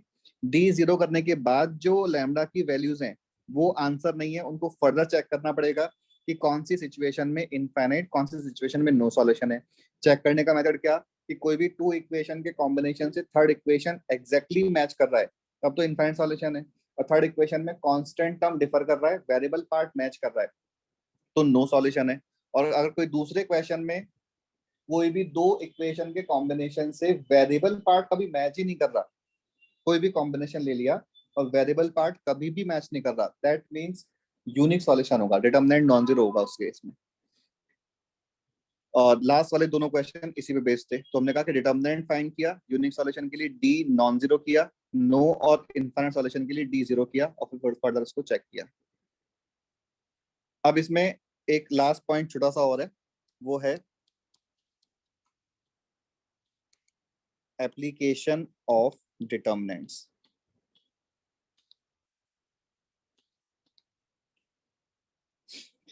हमने जो पहले ऑलरेडी एप्लीकेशंस पढ़े हुए हैं हम उनको रिपीट नहीं कर रहे, लेकिन 2 पॉइंट बस मैं लिख रहा हूँ यहाँ पे। हमने और ऑलरेडी क्या क्या पढ़ा हुआ है, एक तो हम एरिया ऑफ ट्राइंगल जीरो करने के लिए यूज करते हैं डिटर्मिनेंट का, दूसरा अगर कोई भी सेकंड डिग्री का इक्वेशन पेयर ऑफ लाइन को रिप्रेजेंट कर रहा है तो डिटर्मिनेंट 0 करते हैं।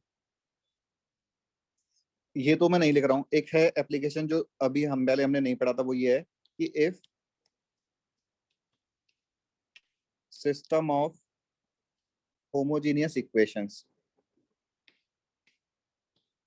और ये सिस्टम इस तरह से है a1x plus b1y plus c1z equals to 0, a2x plus b2y plus c2z, a3x plus b3y plus c3z। जो हमने सिस्टम यूज किया है उसमें सारे के सारे कांस्टेंट 0 हैं, तो इस सिस्टम से हम डायरेक्टली बोल सकते हैं कि 0,0,0, तो इसका एक सॉल्यूशन होगा ही होगा, चाहे एबीसी कुछ भी हो जाए। 0,0,0 तो इस इक्वेशन हाँ, को so- ऑलवेज सेटिस्फाई कर रहा है। तो हाँ, हमने बोल दिया कि इसका एटलीस्ट वन सॉल्यूशन तो हो ही गया। अगर इसका एटलीस्ट वन सॉल्यूशन हो गया तो कभी भी नो सॉल्यूशन वाला केस नहीं आ सकता। यानी कि इस टाइप का सिस्टम के सिर्फ दो पॉसिबिलिटी है, या तो यूनिक सॉल्यूशन होगा या फिर इनफाइनाइट सॉल्यूशंस होंगे। ठीक है। Yes sir. अब इसमें कई बार स्टेटमेंट को, एक्चुअली बात तो बड़ी सिंपल सी होती है, लेकिन बस क्वेश्चन में स्टेटमेंट को थोड़ा सा घुमा फिरा के बोला होता है। स्टेटमेंट बोला कि if this system of equation has a non trivial solution, इसका मीनिंग तुम लोगों ने क्या समझा? पर हमने लिखवाया था नॉन ट्रिवियल मतलब at least one variable non zero. हमें पता है कि इसका एक ट्रिवियल सॉल्यूशन तो होगा ही होगा। क्वेश्चन बोल रहा है कि इसका एक नॉन ट्रिवियल सॉल्यूशन है, that means more than one solutions हो गए। जहां तक समझ आया? इनफाइनाइट। हाँ दैट मींस इनफाइनाइट सॉल्यूशंस हो गए, करेक्ट। देन दिस सिस्टम, मतलब कि क्वेश्चन तो सिर्फ यहां तक की बात बोलेगा। अब ये हमारा कंक्लूजन है कि then this system has infinite solutions, therefore determinant zero करेंगे। और यहाँ पे डी जीरो करने में कोई कंफ्यूजन नहीं है, बिकॉज हमने पहले जो बोला था क्रेमर्स रूल में कि अगर डी जीरो, D1, D3 सब जीरो है तो कंफ्यूजन ये है कि या तो नो सॉल्यूशन होगा या इनफाइनाइट सॉल्यूशन होगा। लेकिन इस टाइप के सिस्टम का हमने अभी बोल ही दिया कि नो सॉल्यूशन तो हो ही नहीं सकता, तो that means only possibility is infinite solution. तो अगर क्वेश्चन ने बोला कि homogeneous system has a non trivial solution, then confirmly D zero होगा, कोफिशिएंट का डिटर्मिनेंट जीरो होगा। सेकंड है if system of equations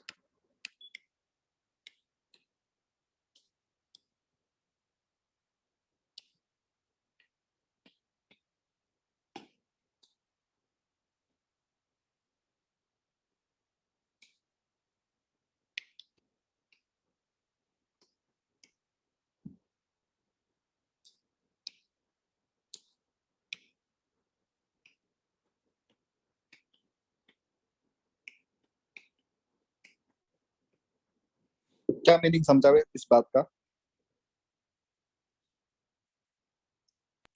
sir मतलब there is only one unique solution, so इसका solution D not equal to zero.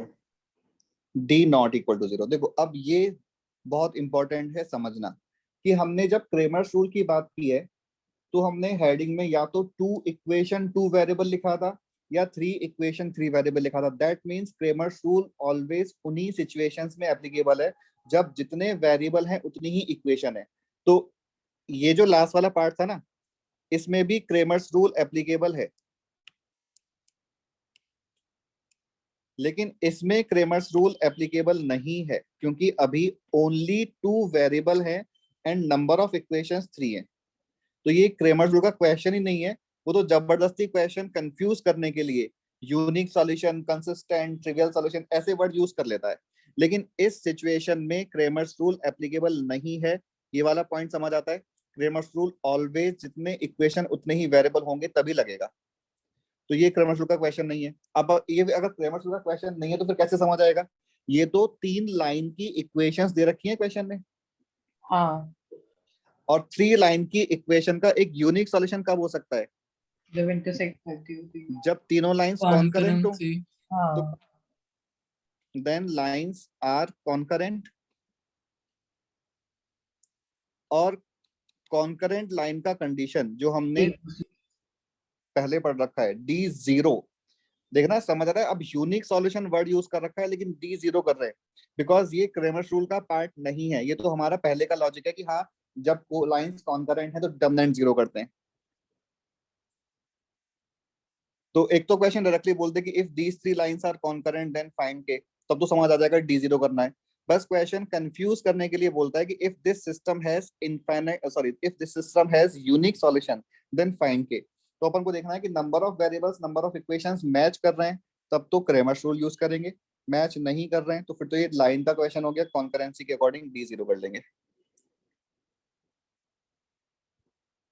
ये बस 2 point यहाँ पे इंपॉर्टेंट है।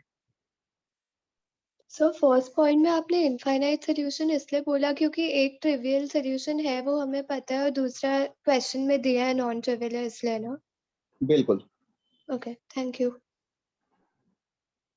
अभी किसी और को कुछ पूछना है? अपना डिटर्मिनेंट यहाँ पे कंप्लीट है, तो डिटर्मिनेंट्स के से रिलेटेड कुछ पूछना है?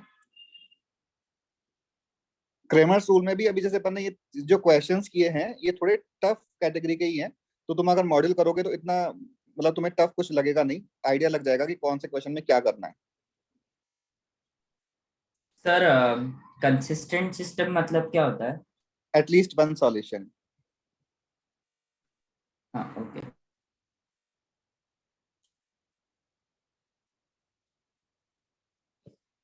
ठीक है, ये अपना डिटर्मिनेंट वाला पार्ट कंप्लीट है.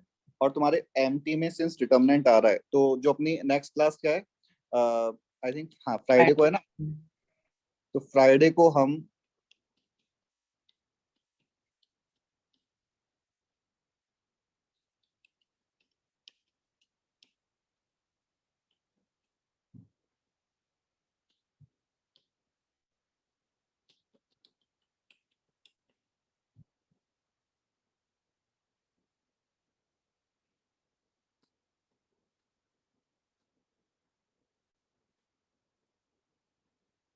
सर हमको एमटी के लिए भी थोड़ा बहुत तो करना पड़ेगा ना, मतलब थोड़ी दया.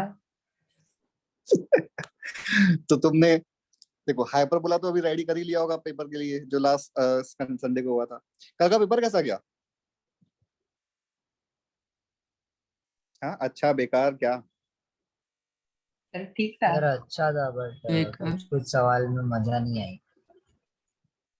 अभी देखो सर मजे के से इंटीग्रेशन वाला आपने एक भी क्वेश्चन में, मिहिर को इंटीग्रेशन चाहिए था. इंटीग्रेशन? हाँ उसको सर इंटीग्रेशन अरे सर वो के इग्नोर करो, वो जाने दो. ओके चलो इसमें से मतलब जितना मैक्सिमम कर सकते हो उतना कर लेना, अपन नेक्स्ट क्लास में डिस्कस करेंगे. और एमटी में ओनली यहाँ तक का ही पार्ट है, लेकिन सिंस नेक्स्ट क्लास अभी अपनी 3 आवर्स की है तो अपना टाइम बचेगा, तो उसके लिए अभी मैं ग्रुप पे तुम्हें अभी इसके बाद अपन मैट्रिक्स शुरू करेंगे. और मैट्रिक्स में स्टार्टिंग के 1-1.5 घंटे तो ओनली थ्योरी पढ़ानी है मुझे, तो मैं उस चीज में टाइम सेव करने के लिए तुम्हें अभी ग्रुप पे एक थ्योरी नोट शेयर कर दूंगा, और वो अभी अपन थोड़ी देर में समझ लेते हैं. अपन ये क्लास आधे घंटे तक और ले लेते हैं फिर एंड कर लेंगे, ठीक है ना? Yes sir. हाँ सर. थ्योरी डिटरमिनेंट मैट्रिक्स की बहुत ही मतलब ये सारा मैं शेयर करूंगा तो तुमने अपने नोट्स में कॉपी कर लेना. देखो मैट्रिक्स क्या है? मैट्रिक्स एक एक्सप्रेशन है. डिटर्मिनेंट जो है वो उसको तो अपन वैल्यू मतलब उसको सॉल्व कर सकते हैं, मैट्रिक्स को सॉल्व नहीं कर सकते, मैट्रिक्स का कोई वैल्यू नहीं आता. Matrix is just an expression, और इसको बोलते हैं एक रेक्टेंगुलर एरे. तो अभी जो ये मैंने लिखा है ये एक मैट्रिक्स है. डिटर्मिनेंट का सिंबल वर्टिकल लाइन है, मैट्रिक्स का सिंबल स्क्वायर ब्रैकेट है या फिर राउंड ब्रैकेट है. तो अगर राउंड ब्रैकेट में भी लिखा हुआ है तो भी वो मैट्रिक्स ही है. अभी जो एलिमेंट्स लिखे हैं वो समझ आ रहा है कि A23 लिखा है, तो ये सेकंड रो थर्ड कॉलम का एलिमेंट है. डिटर्मिनेंट में नंबर ऑफ रोज और नंबर ऑफ कॉलम्स सेम होने चाहिए. मैट्रिक्स में ऐसा कोई कंपल्शन नहीं है, मैट्रिक्स में नंबर ऑफ रोज और नंबर ऑफ कॉलम्स डिफरेंट हो सकते हैं. तो अभी ये जो मैट्रिक्स बना हुआ है इसमें नंबर ऑफ रोज कितने हैं, m है या n है? Sir m. तो हमने पहले भी बोला था कि जो फर्स्ट नंबर है, फर्स्ट सफिक्स है, वो रो और सेकंड कॉलम को रिप्रेजेंट करता है. तो अभी इसमें m rows and n columns हैं, ठीक है. और हम मैट्रिक्स को स्क्वायर या फिर राउंड ब्रैकेट कैसे भी नोट कर सकते हैं. इन जनरल स्क्वायर मैट्रिक्स से ही करते हैं, बट अगर कभी राउंड ब्रैकेट में लिखा है तो पता होना चाहिए कि ये भी मैट्रिक्स ही है. और जबकि डिटर्मिनेंट के लिए ओनली वर्टिकल लाइंस यूज करेंगे. ए आई जे, हाँ वो पहली वाली बात ही है कि ith रो और jth कॉलम में लाई करने वाले एलिमेंट को हमने ए आई जे से नोट किया है. और इस मैट्रिक्स को शॉर्ट में हम ऐसे लिखते हैं कि ये मैट्रिक्स ए आई जे है और m क्रॉस n ऑर्डर का मैट्रिक्स है. नेक्स्ट है टाइप ऑफ मैट्रिक्स. नाम से समझ आ जाता है रो मैट्रिक्स जिसमें एक ही रो है, कॉलम मैट्रिक्स जिसमें एक ही कॉलम है, एक रो है, नंबर ऑफ कॉलम्स इस वाले में कितने भी हो सकते हैं, लेकिन कॉलम मैट्रिक्स में ओनली एक कॉलम है, नंबर ऑफ रोज कितनी भी हो सकती हैं। हॉरिजॉन्टल मैट्रिक्स जो दिखने में हॉरिजॉन्टल है, और यानी कि ये जो लिखा हुआ है, इस मैट्रिक्स में नंबर ऑफ रोज 2 है, नंबर ऑफ कॉलम्स 4 है। तो whenever order m cross n के मैट्रिक्स में m लेस देन n होगा, वो हॉरिजॉन्टल दिखेगा, और इस टाइप का मैट्रिक्स जो दिख रहा है वो है वर्टिकल मैट्रिक्स। तो number of rose greater than number of columns हो गए तो वर्टिकल। और लास्ट टाइप में है अगर m और n दोनों इक्वल ही हो गए तो स्क्वायर मैट्रिक्स। तो ये पांचों टाइप क्लियर है सभी को, सिंपल सी बात है। अब स्क्वायर मैट्रिक्स की थोड़ी और डिटेल में बात करें तो एक तो जस्ट इंफॉर्मेशन की aij और aji जो एलिमेंट्स होते हैं इनको कॉन्जुगेट एलिमेंट्स बोलते हैं। ऑल्दो जे ने कभी भी ये वाला वर्ड आज तक तो यूज किया नहीं है, बट अगर कभी बाई चांस तुम्हें कहीं दिख जाए तो कॉन्जुगेट एलिमेंट्स क्या, जैसे इन दिस केस A13 और A31 ये दोनों एक दूसरे के कॉन्जुगेट एलिमेंट्स हैं, A23 A32 ये दोनों एक दूसरे के कॉन्जुगेट एलिमेंट्स हैं। वो एलिमेंट्स जिसमें I और J इक्वल है, AII यानी कि A11 A22 A33, ये वाले एलिमेंट्स को हम बोलते हैं लीडिंग डायगोनल या सिर्फ डायगोनल भी बोलते हैं। तो इस मैट्रिक्स का जो डायगोनल है वो A11 A22 और A33 एलिमेंट से बन रहा है, और इस डायगोनल के सारे एलिमेंट्स का जो सम है that is called traces of A। तो कोई भी मैट्रिक्स के ट्रेसेस का मतलब क्या, sum of all elements of leading diagonal, और इसको अपन TR A से नोट करते हैं। मैट्रिक्स को अपन ऑलवेज इंग्लिश में कैपिटल लेटर से नोट करते हैं, मैट्रिक्स A है, मैट्रिक्स B है, मैट्रिक्स X है, ठीक है। तो 1 मिनट, ओके, हाँ, ट्रेसेस ऑफ A का मतलब मैट्रिक्स A के डायगोनल एलिमेंट्स का समेशन। नेक्स्ट ये इज स्क्वायर मैट्रिक्स के अंदर है ना, ट्रेसेस ऑफ A? हाँ, हाँ ठीक है सर। ऑल्दो कुछ बुक्स जो है वो traces of A non square matrix के लिए भी डिफाइन करती हैं।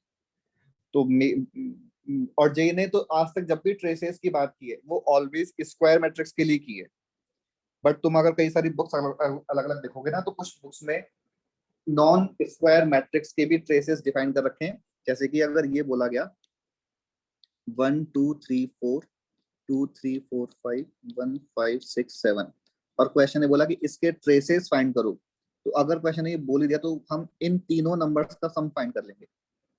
लेकिन जे ने आज तक जो भी क्वेश्चन दिया है वो ओनली स्क्वायर मैट्रिक्स के ट्रेसेस के लिए ही दिया है। डायगोनल मैट्रिक्स, डायगोनल मैट्रिक्स क्या कि एक स्क्वायर मैट्रिक्स जिसपे ये कंडीशन है, और ये कंडीशन क्या बोल रहा है कि अगर I और J इक्वल नहीं है तो एलिमेंट मस्ट बी 0।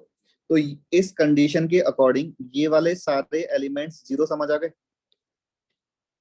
और इस कंडीशन ने इन एलिमेंट्स पे कोई कंडीशन रखी नहीं है। मतलब कि A11 A22 A33 and so on जो एलिमेंट्स हैं ये कुछ भी हो सकते हैं, और कुछ भी का मतलब ये 0 भी हो सकते हैं। अगर ऐसे कुछ लिखा हुआ है ना तो भी ये एक डायगोनल मैट्रिक्स है, ये भी एक डायगोनल मैट्रिक्स है, लेकिन ये डायगोनल मैट्रिक्स नहीं है। तो डायगोनल मैट्रिक्स किसे बोला समझ आया? Aij इज इक्वल टू 0 होगा provided I is not equal to J। Diagonal matrix को अगर इस टाइप का कोई डायगोनल मैट्रिक्स है तो इसको हम नोटेशन वाइज इस तरह से नोट करते हैं कि DIAG और ब्रैकेट में XYZ, ये स्टैंडर्ड नोटेशन है, जे ने कई बार यूज किया हुआ है। तो DIAG का मतलब डायगोनल मैट्रिक्स की बात कर रहा है, और ब्रैकेट में अगर 3 ही एलिमेंट है तो थर्ड ऑर्डर का डायगोनल मैट्रिक्स है। डायगोनल मैट्रिक्स पे अगर हमने कंडीशन लगा दी कि जो ये डायगोनल वाले एलिमेंट्स हैं ये तीनों इक्वल हैं और नॉन जीरो एलिमेंट्स हैं, तो ये वाला मैट्रिक्स ऐसा दिखेगा। This matrix is called scalar matrix. कोई खास यूज नहीं है, जे ने आज तक वर्ड यूज किया नहीं है, लेकिन ये यूज फ्रिक्वेंटली होता है कि अब हम स्केलर मैट्रिक्स में जो ये XYZ है इन तीनों को इक्वल कर दिया और इक्वल टू 1 कर दिया, तो मैट्रिक्स ऐसा दिखेगा, और this matrix is called identity matrix और यूनिट मैट्रिक्स। अब ये थर्ड ऑर्डर का यूनिट मैट्रिक्स लिखा हुआ है। nth ऑर्डर के यूनिट मैट्रिक्स को अपन आई एन से डिनोट करेंगे। तो पहले था स्क्वायर मैट्रिक्स। स्क्वायर मैट्रिक्स में कंडीशन लगाई कि A I J is equal to 0 when I is not equal to J, तो बन गया डायगोनल मैट्रिक्स। डायगोनल मैट्रिक्स के तीनों डायगोनल वाले जो एलिमेंट हैं उनको 1 1 1 कर दिया, तो बन गया थर्ड ऑर्डर का आइडेंटिटी मैट्रिक्स। नेक्स्ट है ट्रायंगुलर मैट्रिक्स। ट्रायंगुलर मैट्रिक्स दो टाइप के होते हैं, अपर ट्रायंगुलर और लोअर ट्रायंगुलर। इसमें कंडीशन ये है कि A I J is 0 when I is greater than J. तो इसका मतलब कि A21, A31 और A32 0 हो गए। A21, A31 और A32 0 हो गए। तो ये अपर ट्रायंगुलर मैट्रिक्स है। प्रॉपर तो ये है कि इसका जो अपर ट्रायंगल है ये नॉन जीरो है, और ऐसे समझ सकते हैं कि इसका जो लोअर ट्रायंगल है वो 0 है। तो अपर ट्रायंगल मैट्रिक्स में अपर ट्रायंगल नॉन जीरो होगा, लोअर ट्रायंगुलर मैट्रिक्स में लोअर ट्रायंगल नॉन जीरो होगा। अगेन कुछ बुक्स ने अपर ट्रायंगुलर और लोअर ट्रायंगुलर को ओनली स्क्वायर मैट्रिक्स के लिए डिफाइन किया है, और कुछ बुक्स ने नॉन स्क्वायर मैट्रिक्स के लिए भी डिफाइन कर रखा है। जेई ने, मतलब मुझे कोई क्वेश्चन ध्यान नहीं है जब अपर ट्रायंगुलर या लोअर ट्रायंगुलर वर्ड यूज किया हुआ है, और अगर करेगा भी चाहिए तो स्क्वायर मैट्रिक्स के लिए करेगा, या फिर कोई ऐसा सिचुएशन होगा कि हमें फर्क ही नहीं पड़ेगा। तो हमारे लिए बस कंडीशन ये है कि if A I J is equal to 0 when I is greater than J, तो वो है अपर ट्रायंगुलर, और आई लेस देन जे तो वो है लोअर ट्रायंगुलर। नल मैट्रिक्स, सारे एलिमेंट्स अगर 0 हो जाए तो नल मैट्रिक्स है। नल मैट्रिक्स तो किसी भी ऑर्डर का हो सकता है। तो यहाँ पे अभी मैंने जो ये मैट्रिक्स बनाया हुआ है, इस मैट्रिक्स का ऑर्डर बताना। सर 3। नहीं, ऑर्डर में यहाँ पे m क्रॉस n है ना, 2 नंबर्स आएंगे। 2 into 2. 3 into 2. अब यही कंफ्यूजन है, 2 into 3 या 3 into 2, थोड़ा सोचो सब लोग। 3 into 2. I into J होगा ना, तो फिर 3 into 2। 3 into 2, यहाँ पे first row, second row, third row, तो 3 रोज हैं एंड 2 कॉलम्स हैं। तो ये 3 into 2 ऑर्डर का नल मैट्रिक्स है। नल मैट्रिक्स को कैपिटल O से डिनोट करते हैं। जैसे नल वेक्टर होता है तो हम वेक्टर को 0 नहीं लिख सकते, 0 वेक्टर लिखना होता है, वैसे नल मैट्रिक्स भी 0 नहीं होता, ये कैपिटल O है इसका notation.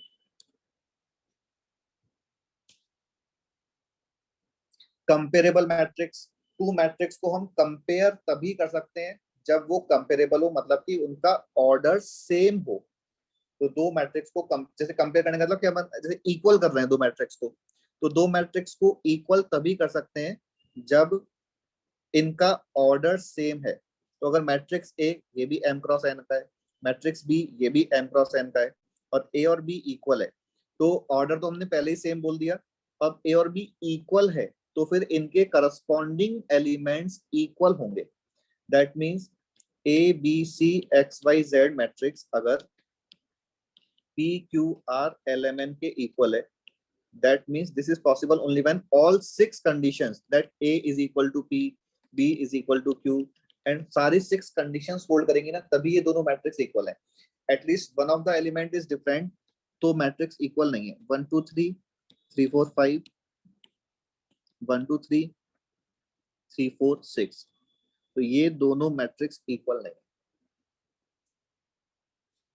Algebra of matrix, 2 matrix को ऐड या सब्ट्रैक्ट करना। 2 मैट्रिक्स को ऐड या सब्ट्रैक्ट तभी कर सकते हैं जब उनका ऑर्डर सेम है, और अगर हमें ऐड करना है तो उनके करस्पॉन्डिंग एलिमेंट्स को ऐड कर देंगे। अनलाइक डिटर्मिनेंट, डिटर्मिनेंट्स को ऐड करने की कंडीशन क्या थी? 2 rows या या कॉलम columns सेम होने चाहिए। अगर n ऑर्डर का डिटर्मिनेंट है तो उसके एटलीस्ट n-1 रोज और कॉलम सेम होने चाहिए, और जो रो और कॉलम डिफरेंट है बस उसी रो या कॉलम के एलिमेंट्स ऐड होंगे। लेकिन मैट्रिक्स में क्या हो रहा है कि अगर ABC XYZ plus P Q R X LMN है, तो फिर सारे elements A plus P, B plus Q, C plus R, सारे करस्पॉन्डिंग एलिमेंट, मतलब यहाँ भी X plus L, Y plus M, Z plus N, सारे करस्पॉन्डिंग एलिमेंट्स ऐड हो जाएंगे। और उससे पहले कंडीशन है कि दो मैट्रिक्स को अपन ऐड तभी कर सकते हैं जब दोनों मैट्रिक्स का ऑर्डर सेम है। डिफरेंस भी सेम बात है कि अगर हमें A माइनस बी फाइंड करना है तो हम करस्पॉन्डिंग एलिमेंट्स का डिफरेंस ले लेंगे। 2 प्लस 3 और 3 प्लस 2 तो इक्वल होता है, तो A प्लस बी और B प्लस A तो ऑलवेज सेम हो जाएगा। लेकिन 2 माइनस 3 और 3 माइनस 2 इक्वल नहीं होता है, तो A minus B is not equal to B minus A।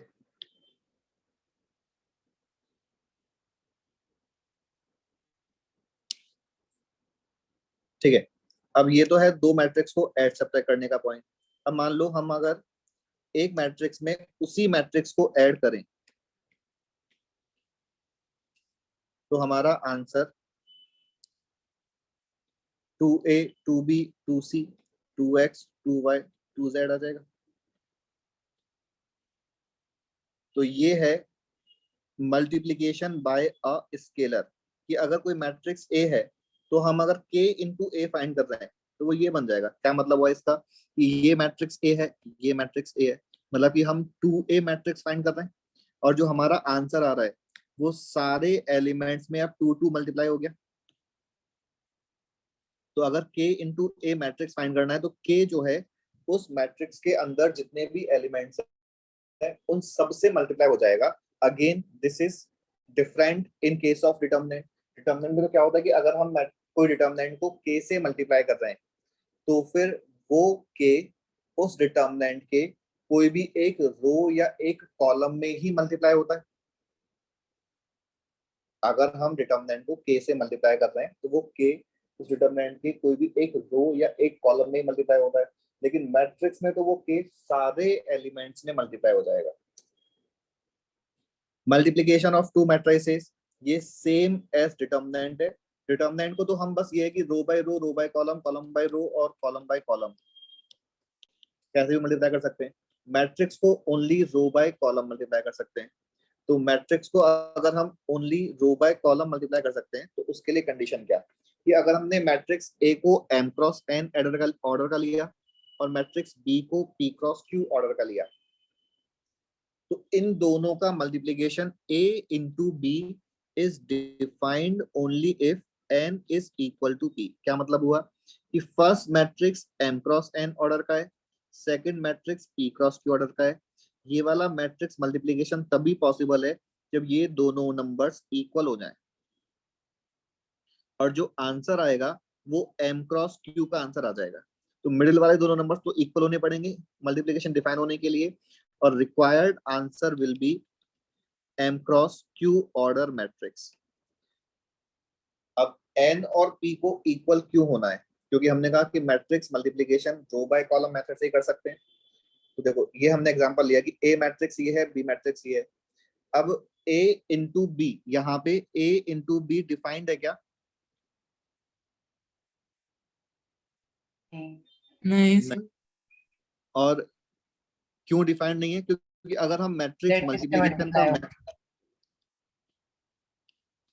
हाँ, अगर हम मैट्रिक्स मल्टीप्लिकेशन का मेथड यूज करेंगे तो इसका मल्टीप्लिकेशन इससे हो जाएगा, इसका मल्टीप्लिकेशन इससे हो जाएगा, लेकिन इसका मल्टीप्लिकेशन होने के लिए कोई नंबर ही नहीं है, तो अपन मल्टीप्लिकेशन का मेथड यूज नहीं कर पाएंगे। तो A into be in this case is not defined, but B into A तो डिफाइंड है। समझ आ रहा है? तो B इंटू A देखो मल्टीप्लाई करने के बाद वो डिटर्मिनेंट वाले मेथड से ये बन जाएगा, बस रो इंटू कॉलम वाला मेथड यूज करना है। मैट्रिक्स दो मैट्रिसेस को मल्टीप्लाई कब कर सकते हैं और कैसे करते हैं, दोनों चीज समझ आ गई? Yes sir. अब एक और पॉइंट यहाँ से कि डिटर्मिनेंट तो सिंस एक नंबर है तो हम डिटर्मिनेंट A और डिटर्मिनेंट B को मल्टीप्लाई करें या डिटर्मिनेंट B और डिटर्मिनेंट A को मल्टीप्लाई करें, ऑलवेज सेम आंसर आता है। लेकिन मैट्रिक्स में ऐसा नहीं है। In this particular case he B into A तो डिफाइंड है, बट A इंटू B तो डिफाइंड नहीं है, तो सेम आंसर तो आ ही नहीं सकता। तो इन जनरल मैट्रिक्स मल्टीप्लिकेशन में A B is not equal to B A. कोई पर्टिकुलर डेटा ऐसा सेट करके गिवन हो सकता है कि ए बी और बी ए इक्वल आ जाए, बट ऑलवेज इक्वल नहीं आएंगे, ठीक है। और कभी अगर ऐसा गिवन है कि if A B is equal to B A, then we say that these matrices are commutative matrices। अगर ए बी और बी ए इक्वल है तो मैट्रिक्स को अपन कम्यूटेटिव बोलते हैं।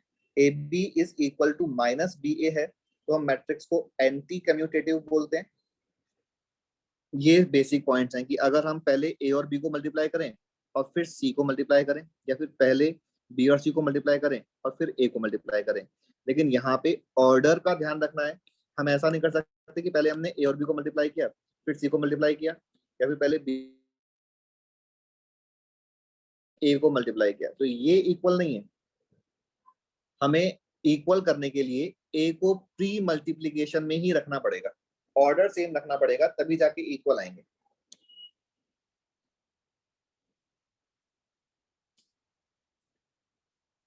A matrix into B plus C matrix is AB plus AC matrix, but this is not equal to AB plus CA matrix। वही वाली बात है कि ऑर्डर चेंज नहीं कर सकते। This is not equal to B plus C times A matrix। Order change नहीं कर सकते। I यानी कि आइडेंटिटी मैट्रिक्स एक ऐसा मैट्रिक्स है जो सारी मैट्रिसेस के साथ कम्यूटेटिव होता है। तो A इंटू आई या I इंटू ए, कुछ भी सॉल्व कर लो, ऑलवेज ए आ जाएगा।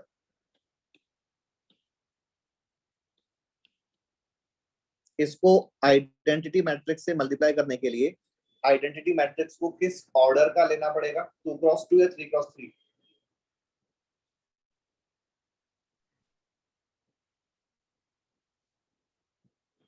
थ्री थ्री क्रॉस 3 का, क्योंकि गिवन मैट्रिक्स का ऑर्डर 2 क्रॉस 3 है। गिवन मैट्रिक्स का ऑर्डर 2 क्रॉस 3 है, 2 रोज और 3 कॉलम्स, तो 3 यानी कि यहाँ पे 3 आ जाएगा। और आइडेंटिटी मैट्रिक्स ऑलवेज स्क्वायर ही होता है, तो आइडेंटिटी मैट्रिक्स को 3 क्रॉस 3 का लेना पड़ेगा। तो जब भी हम कोई भी एक मैट्रिक्स है वो कितने ही ऑर्डर का हो, उसको करस्पॉन्डिंग आइडेंटिटी मैट्रिक्स से मल्टीप्लाई करके लिखेंगे तो हमें मैट्रिक्स ए ही मिल जाएगा।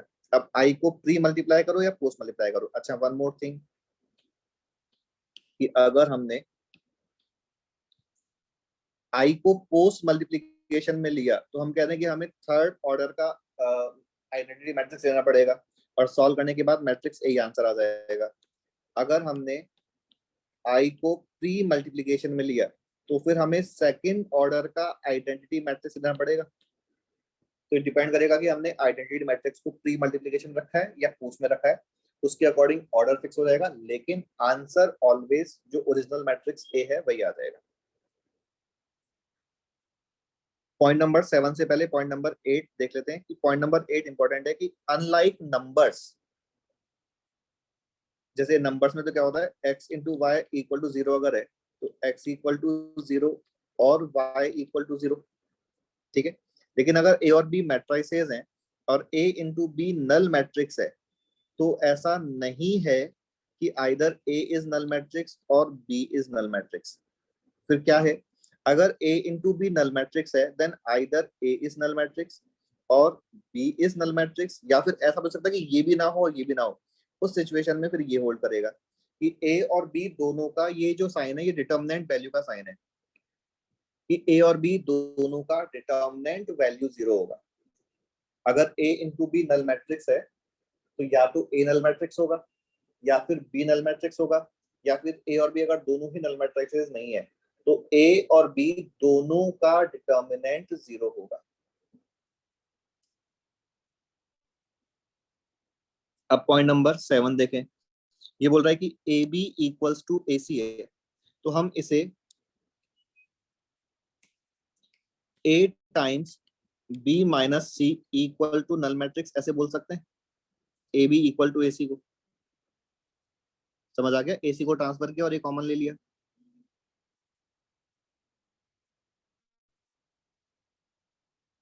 समझ आ रहा है नहीं आ रहा? हाँ सर। अब A इंटू बी माइनस सी अगर नल मैट्रिक्स है तो हम बोल रहे हैं कि either A is null matrix और B minus C is null matrix और determinant of A 0 and determinant of B minus C 0। Only ये पॉसिबिलिटी होगी, ऐसा नहीं बोल सकते। लेकिन अगर B equal to C given है तो दोनों साइड A से 3 मल्टीप्लाई करके AB इक्वल टू AC आ जाएगा, ये हम बोल सकते हैं। ठीक है, लास्ट है इसमें पॉइंट कि ट्रेसेस ऑफ AB और ट्रेसेस ऑफ BA ये दोनों इक्वल होते हैं। ट्रेसेस ऑफ AB और ट्रेसेस ऑफ BA ये दोनों इक्वल होंगे। अब traces of AB and traces of BA जो है ये दोनों डिफाइन कब होंगे? मान लो matrix A M cross N order का है, matrix B P cross Q order का है। अगर इन दोनों को इक्वल करना है तो A इंटू बी डिफाइन होना चाहिए। A इंटू बी डिफाइन होने के लिए N इक्वल टू P होना चाहिए and B into A B define होना चाहिए। B इंटू ए डिफाइन होने के लिए M इक्वल टू Q होना चाहिए। ठीक है, अगर ऐसा हो गया तो इसका मतलब कि A मैट्रिक्स अगर M क्रॉस N का है तो B matrix N cross M का हो गया। यहाँ तक की बात समझ आ रही है?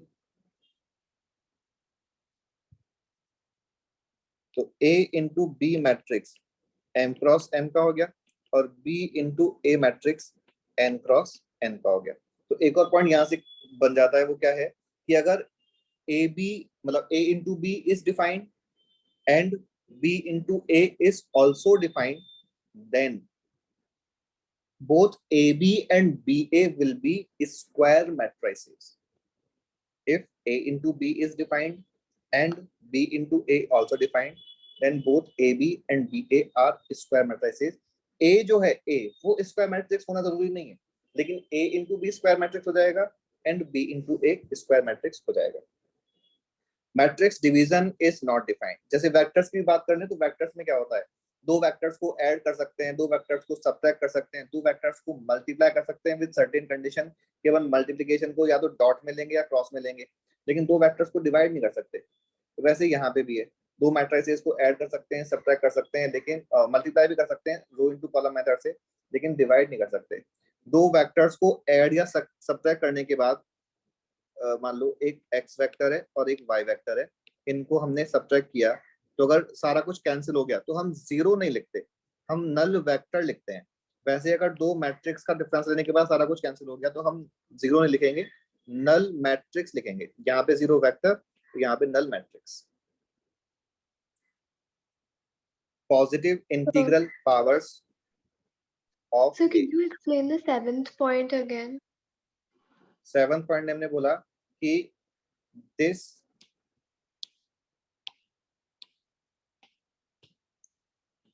implies this। Yes, sir. और इस वाले पॉइंट के अकॉर्डिंग अब बस B के जगह पे B माइनस सी लिखा हुआ है, तो either A is equal to null matrix और B minus C equal to null matrix, और इन दोनों का डिटर्मिनेंट इक्वल टू 0। तो 7th पॉइंट तो कहता था कि AB equal to BC does not implies that B is equal to C, क्योंकि ये भी पॉसिबिलिटी है, ये भी पॉसिबिलिटी है, ओनली ये पॉसिबिलिटी नहीं है। हाँ. बट कन्वर्स कि अगर B equal to C given है ना तो definitely AB equal to AC होगा। AB इक्वल टू CA नहीं बोल सकते। अगर A से मल्टीप्लाई कर रहे हैं तो दोनों साइड या तो प्री मल्टीप्लाई होगा या फिर पोस्ट मल्टीप्लाई होगा। Yes, sir. Thank you. Positive integral powers of a matrix, matrix A का स्क्वायर करना है और matrix A M cross N order का है, तो इसका मतलब कि A इंटू ए फाइंड करना है तो M क्रॉस N ऑर्डर के मैट्रिक्स को M क्रॉस N ऑर्डर के मैट्रिक्स से मल्टीप्लाई करना है। तो इन दोनों को जब इक्वल करेंगे तो M इक्वल्स टू N आ गया, that means matrix A square matrix हो गई। तो एक रिजल्ट क्या बन गया, positive integral powers of a matrix are defined only for square matrices। अगर हमें हायर पावर्स लेनी है तो वो ओनली स्क्वायर मैट्रिक्स के लिए ही ले सकते हैं। ए प्लस बी का होल स्क्वायर का basic meaning A plus B into A plus B होगा। A plus B into A plus B को टर्म बाई टर्म मल्टीप्लाई किया तो ये A square plus A B plus B square बन रहा है, and this is not equal to A square plus 2ab plus B square, क्योंकि हमने पहले ही बोल दिया कि A B is not equal to B A in general. तो ए प्लस बी अगर ए और बी अगर मैट्रिसेस हैं तो ए प्लस बी का whole square A square plus 2ab plus B square नहीं होगा, A square plus A B plus B square होगा। लेकिन अगर क्वेश्चन ने बता रखा है कि A and B are commutative matrices, then A B is equal to B A हो गया, A B equals to B A हो गया, तो फिर A square plus 2ab plus B square बन गया। और एक important point, whenever A and B are commutative matrices, तो फिर जो नंबर्स वाले फॉर्मूले हैं वो सारे फॉर्मूले फिर मैट्रिक्स में भी एप्लीकेबल हो जाएंगे। नंबर्स के फॉर्मूले क्या होते हैं? ये तो होते हैं कि ए प्लस बी का whole square A square plus 2ab plus B square होता है, ए प्लस बी का whole cube A cube plus 3a square B plus 3ab square plus B cube होता है।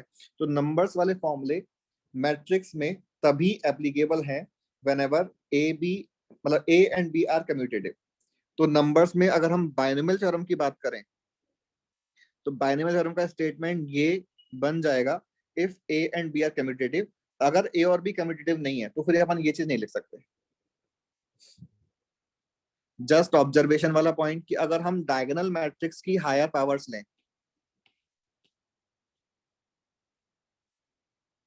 तो सारा कुछ सॉल्व करने के बाद रिजल्ट ये बन जाता है, यानी कि जो डायगोनल वाले एलिमेंट्स हैं, जो होल पावर m था मैट्रिक्स का, वो पावर डायगोनल वाले एलिमेंट्स पे ट्रांसफर हो गया।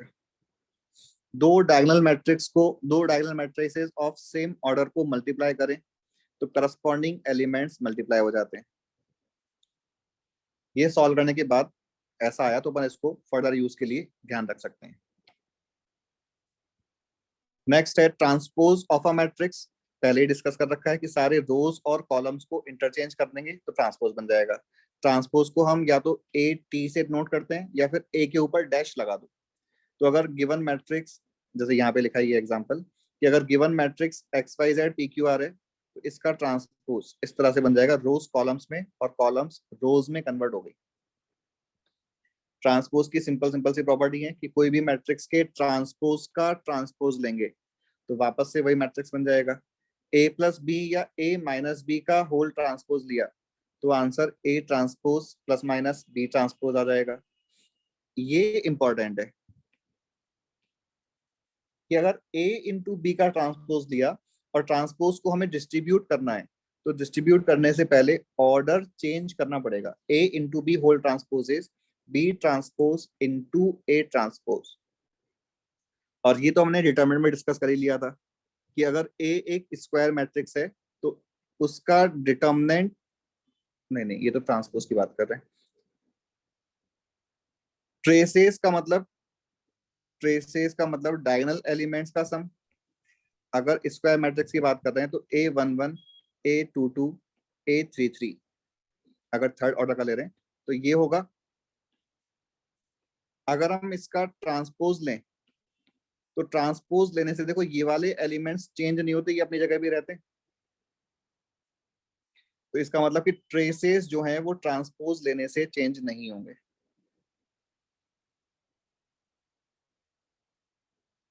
डिटरमिनेंट ऑफ अ मैट्रिक्स, अगर कोई मैट्रिक्स स्क्वायर मैट्रिक्स है तो ही उसका डिटरमिनेंट वैल्यू डिफाइन होगा, और उसके डिटरमिनेंट वैल्यू को हम या तो इस तरह से डिनोट करते हैं या फिर इस तरह से डिनोट करते हैं। ठीक है, अगर ये जस्ट इंफॉर्मेशन कि कोई सिचुएशन में मैट्रिक्स ए का डिटरमिनेंट वैल्यू 0 है then that matrix is called singular matrix, और अगर नॉन जीरो है तो that is called non singular matrix. अगर कोई matrix A n cross n order का मतलब कि स्क्वायर मैट्रिक्स है, देन देखो ये वाला पॉइंट कि determinant value of k into A is equal to k raise to power n times determinant of a। ये समझ आया क्या, कैसे आया ये?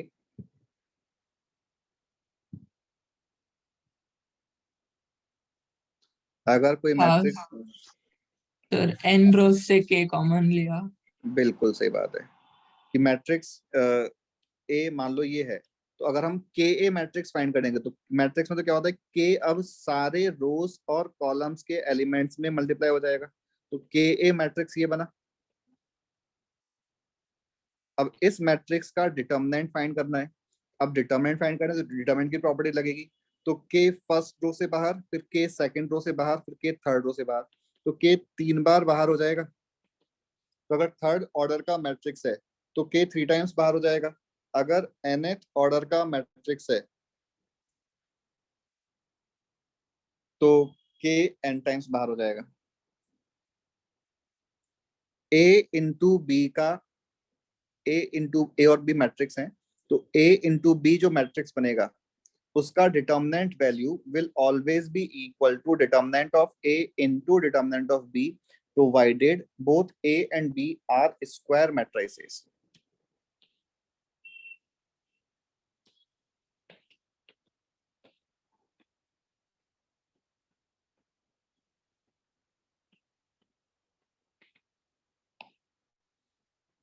थर्ड पॉइंट बोल रहा है कि पहले मैट्रिक्स का पावर n कर लो फिर डिटर्मिनेंट ले लो, या फिर पहले डिटर्मिनेंट ले लो फिर पावर n कर लो, एक आंसर मिल जाएगा। फोर्थ पॉइंट बोल रहा है कि मैट्रिक्स ए का डिटर्मिनेंट वैल्यू या मैट्रिक्स ए के ट्रांसपोज का डिटर्मिनेंट वैल्यू सेम होता है, ये हमने पहले ही बात कर ली। एंड फिफ्थ पॉइंट की determinant of a plus B is not equal to determinant of a plus determinant of b, क्योंकि मैट्रिक्स में और डिटर्मिनेंट में ऐड करने के रूल्स अलग अलग हैं। डिटर्मिनेंट में तो ओनली एक रो या एक कॉलम के एलिमेंट्स ऐड होते हैं, मैट्रिक्स में सारी रो सारे कॉलम्स के एलिमेंट्स ऐड हो जाते हैं। तो हम मैट्रिक्स के केस में डिटर्मिनेंट की प्रॉपर्टी यूज नहीं कर सकते, तो determinant of a plus B is not equal to determinant of a plus determinant of b। अब आगे ये इंफॉर्मेशन है कि अगर कोई मैट्रिक्स में a square equal to a hold कर रहा है तो वो आइडेम्पोटेंट मैट्रिक्स है। a raise to power n null matrix है, but a raise to power n minus 1 null matrix नहीं है, तो फिर इसको हम निल पोटेंट मैट्रिक्स बोलते हैं, और उस मैट्रिक्स का और इंडेक्स जो है वो n हो जाएगा। a square equal to i अगर आ गया that is called involutory matrix. a raise to power k plus 1 equal to a आ गया, मतलब कि कभी सॉल्व किया और a raise to power 5 a आ गया, तो ये मैट्रिक्स पीरियोडिक मैट्रिक्स है और इसका जो पीरियड है वो 4 हो जाएगा। ऑर्थोगोनल मैट्रिक्स, अगर कोई स्क्वायर मैट्रिक्स इस तरह से है कि a into A transpose equal to I, तो a को अपन ऑर्थोगोनल मैट्रिक्स बोलते हैं, और इस सिचुएशन में always a into A transpose और a transpose into A same आता है i के इक्वल। ऑर्थोगोनल मैट्रिक्स का जो डिटर्मिनेंट वैल्यू है ये 1 या -1 होगा, क्यों? क्योंकि हमने कहा a into A transpose equal to I, दोनों साइड डिटर्मिनेंट लिया, तो ये बन गया determinant of a into determinant of a transpose is equal to identity matrix का डिटर्मिनेंट ऑलवेज 1 आएगा। इसका डिटर्मिनेंट 1 आ रहा है, लेकिन ये दोनों तो इक्वल होते हैं, तो लेफ्ट साइड में बन गया determinant of a square equal to 1, determinant of a का वैल्यू प्लस माइनस 1 आ जाएगा। तो ऑर्थोगोनल मैट्रिक्स का डिटर्मिनेंट वैल्यू ऑलवेज 1 और -1 आएगा। लास्ट पॉइंट है, बस यही है, इसके बाद नहीं है, और ये हमने ऑलरेडी पढ़ा हुआ भी है। सिमेट्रिक मैट्रिक्स और स्क्यू सिमेट्रिक मैट्रिक्स हमने डिटर्मिनेंट में डिस्कस किया था कि अगर जो डायगोनल एलिमेंट्स हैं उनके about elements mirror image of each other हैं, जिसकी mathematical condition aij is equal to aj होती है, तो और ये ओनली स्क्वायर मैट्रिक्स के लिए डिफाइंड है, तो हम उस मैट्रिक्स को सिमेट्रिक मैट्रिक्स बोलेंगे, और सिमेट्रिक मैट्रिक्स वाले केस में always a transpose is equal to a hold करेगा।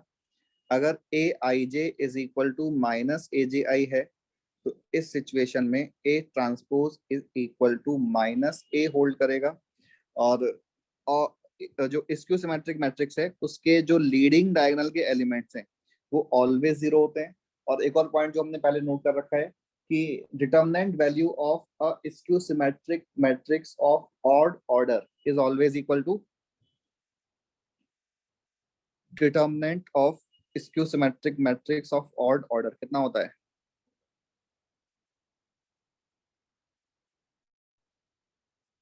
जीरो होता है ऑलवेज। ऑड ऑर्डर की स्क्यू सिमेट्रिक मैट्रिक्स का डिटरमिनेंट वैल्यू ऑलवेज जीरो होता है।